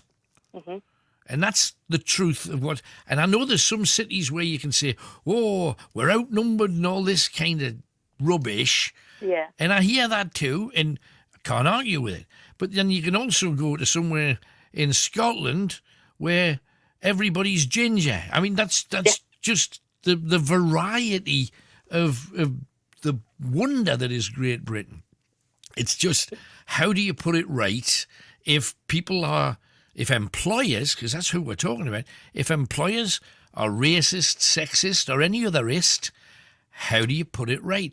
And that isn't easy. I don't think that's an easy one. But if you're a racist boss, you surround yourself with your people, whatever they happen to be. Yeah, I think the divide that kind of comes is, again, the good old government who put things in place and they cause divide between people. Yeah, I think that's true. And it's the same that's happening with this COVID thing. They're dividing people, and it's getting quite dark, the divide, I think. There's an edge to it that wasn't immediately noticeable, but the longer that it's run for, you see there's a weird kind of edge thing happening. And yes, you're quite right. There's, we just get, and it's interesting. If this was a social experiment, for some school project, would be fascinating, because you had Brexit, where we had 50-50 pretty much. Yeah. Half for, half against, tugging to be the 2% that gets us over the wire. So the entire country's split in half. Then you get the whole COVID thing, and suddenly Brexit's kind of forgotten about, because there's other stuff going on now. Ooh, my life, my grandparents, hell's teeth, what's happening? And then all of a sudden they managed to make that into a divide. There's those who believe it, there's those who don't believe it, those that get progged, and those who, I'm not getting progged. So we've got another divide, and we already had all those other divides, that we're talking about here. And you think, will we ever just get a handle on the fact that we've been mongrels since the very beginning? Yep. We've been ruled by Vikings, Italians, French, and currently Germans, and that's how it is. Get used to it. Crack on, put a smile on your chops. We've got a fantastic country with some amazing people, and we should be proud of it. And we just shouldn't be nitpicking that. And okay, yes, it's the government, and I'm not usually sticking up for the government, but I think they've got a really pretty much impossible situation. I mean, it's kind of like, I've spoken, I once went up to a local college where they've got a group that meets every week that are different sexually. They're not just, yes, there's some people that are gay, and there's some people that are straight, and there's all those other divides. And each one has a different name, and they're usually about 8 words long. Yeah. But that's just how they are. Uh-huh. And I had a chat with them just to find out, well, what does television, radio, and the media not understand? What are we missing? What is the message? And they generally just felt that there was no place for them. And they can't even decide whether they want to go in the gents or the ladies. They don't even know if they want a different toilet. They're as confused because nobody's giving any kind of leadership in any direction. So for them to try and fight to be part of society is courageous, because let's face it, there'll be plenty of people to shout them down. So I think it's gutsy what they're doing, but they're not getting any help with it. You might find a club that will say you can go in either, and you'll get another club that will say we've changed, you can go in the disabled toilet. Well, how insulting is that? Because sexuality isn't a disability. It all seems to be done, but with negative undertones. Yeah. Everything is kind of battled from a negative side rather than a positive side, and a unity and a kind of togetherness, which I think then a lot of people would be a lot more accepting of. Yeah, I think so. And it's the same with how they kind of went with the COVID. We've talked about it before. If they'd come to it with if you do this, we're all going to be okay. We're good. This is going to be whatever. It hasn't. It's been just so much fear. Yeah, they went the other way. Yeah, and I think with disability and things like that, they make the conversation sound so that a person is scared of saying there's a person with a disability or there's a person who has a different sexuality, instead of a curiosity to say, no, tell me more. Tell me what this is about. Tell me how you feel. Tell me how you want the world to be. It's all like, oh, you back off in case you say the wrong thing, in case you do the wrong thing. But you see, kind of, in a way, that whole thing, and you say bosses, and I can't really blame a boss for wanting for their firms the path of least resistance, but you can imagine somebody applies, there may be a person of colour or not, but they're not from Britain, it could be Polish or, wherever they're from, lands on their an application and it's a Polish name or it's a Nigerian name or whatever, and previously they would just put that to one side and say, where's Harry Briggs, Tony Smith, Barry Jones, where are those? And it's too easy. And, when you talk about, well, now you've got to have a percentage of X, Y, and Z, the reason is because that's what employers did. Yeah. And how do you stop them doing that? You've got to make them responsible. And also, if they don't do it, you've got to hold them to account. And I kind of understand why they've done it. It shouldn't be necessary, because I would love to think that employers had enough nous to say, well, it doesn't matter where they're from. If they can do the job well, I'll have them, you know? Yeah, it's a shame that there's not more people like that, but it's very sad that the world that we live in is not like that. It's a bit like tonight with the football, the people who are causing trouble. And you just think, why? Yeah, and I think it's drink probably in most cases. Yeah. But I can remember people on the terraces of local football clubs racist chanting unpleasantly at players, and then when the same players played for England, they were cheering them. Yeah. Now that doesn't make any sense. The booing the national anthem, that was one of the things tonight when you said the things that annoy you through these whole games. It's annoyed me so much when the opposition boos the national anthem. Yeah, it's wrong. And I think that is like the biggest disrespect to not to the players, to the country. Yeah, for sure. And you just think that they should be singing along. We should all know everybody's national anthem. We should all know what each country celebrate. We should know different religions. We should know, and it's where schools are kind of missing it, and education needs a big shake up, but that's a whole nother conversation as well. Timbo's just sent a quick email that I think is worthy of a mention. He says, Alan, I had an Italian meal for me dinner. Is it my fault? Yeah. Yeah, I think anybody that had pasta today, you just tipped the scales. Just tipped the scales. But no, it's been just an emotionally draining day. Yeah, and tomorrow we'll wake up, the sun will shine, hopefully, and we'll get on with it.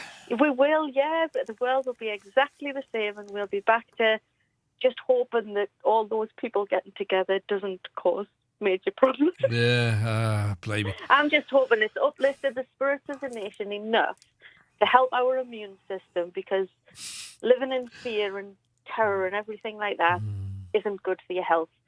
So it does make it enough of a boost. I agree with that, and I think just to kind of put a lid on it, the thing that you did with, talking about accentuating the positive, the bedside manner thing. If right from the very beginning somebody had come and said, it's a new kind of strain, it's loosely what flu is. And it loosely is what flu is. It's a slightly different variety. It's going to take some lives because flu does too, and these kind of viruses do across the world and always have. We'll get through it, and we're all going to be all right. And we're going to lose some people like we do with these things, but in general, we're going to be fine. if somebody had got in with that positive attitude, I wonder, we couldn't possibly have gone down the same road as we did, because we started technically, and these are intelligent people and politicians saying in more flowery terms, awful lot of us are going to die. It might be you. Yeah, Ian. Or if you've got a problem, whew, big trouble. Like I got a letter about, I haven't come on and said anything about the vaccines, but I got a letter about my vaccine, basically saying that if I didn't get it, well, basically I was going to die. I was highly likely to be seriously ill, and all these. And my daughter got one at the same time when they were sending the letters out, and I just read it and I just thought, how can two letters be so different? But for me, it's kind of like, you don't get this vaccine and you're going to die. And that's in so many words. It's blackmail.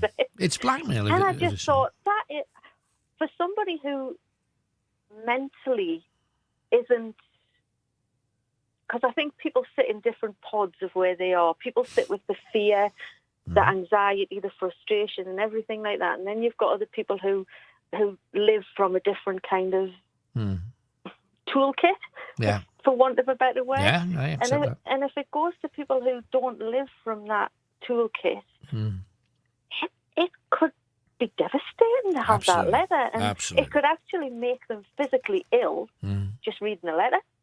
Yeah.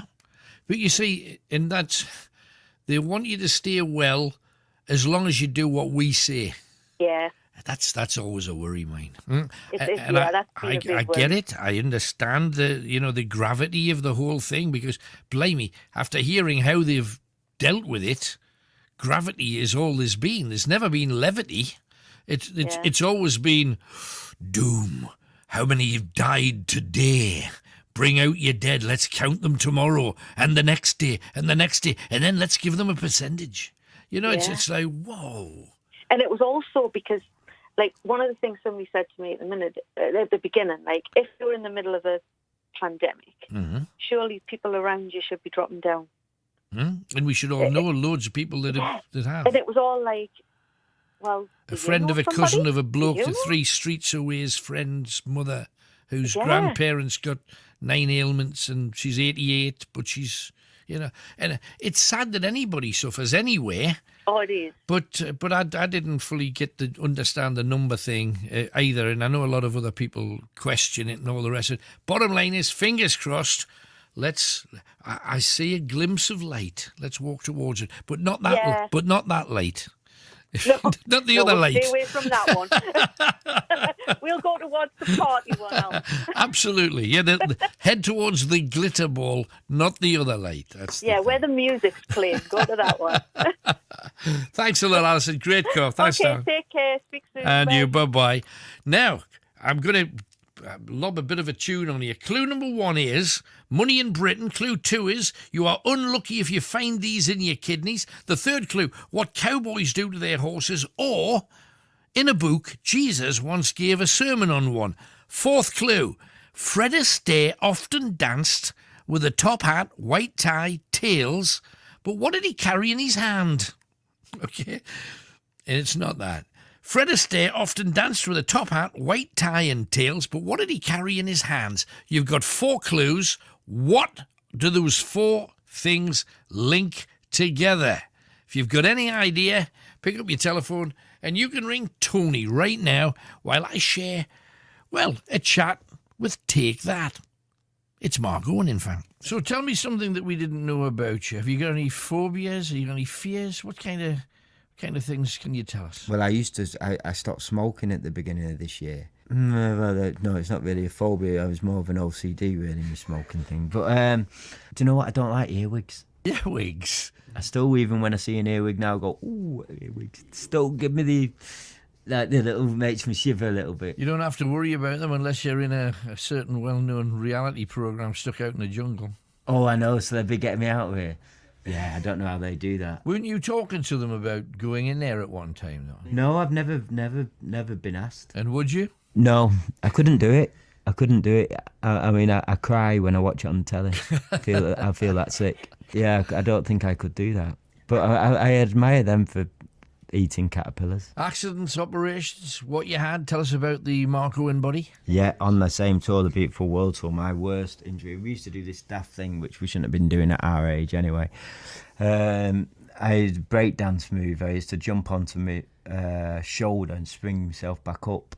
I just landed funny. I don't know what I did to my shoulder, but I literally I kind of dislocated my shoulder on stage, and I remember just the pain. I mean, I think I screamed, but nobody heard me. But I think I did actually scream on stage. It was like still bad. But I hope you upheld the tradition of the show must go on. Yeah, probably about 4 songs off the end. Yeah, really hurt. But then we have had a few injuries during our years.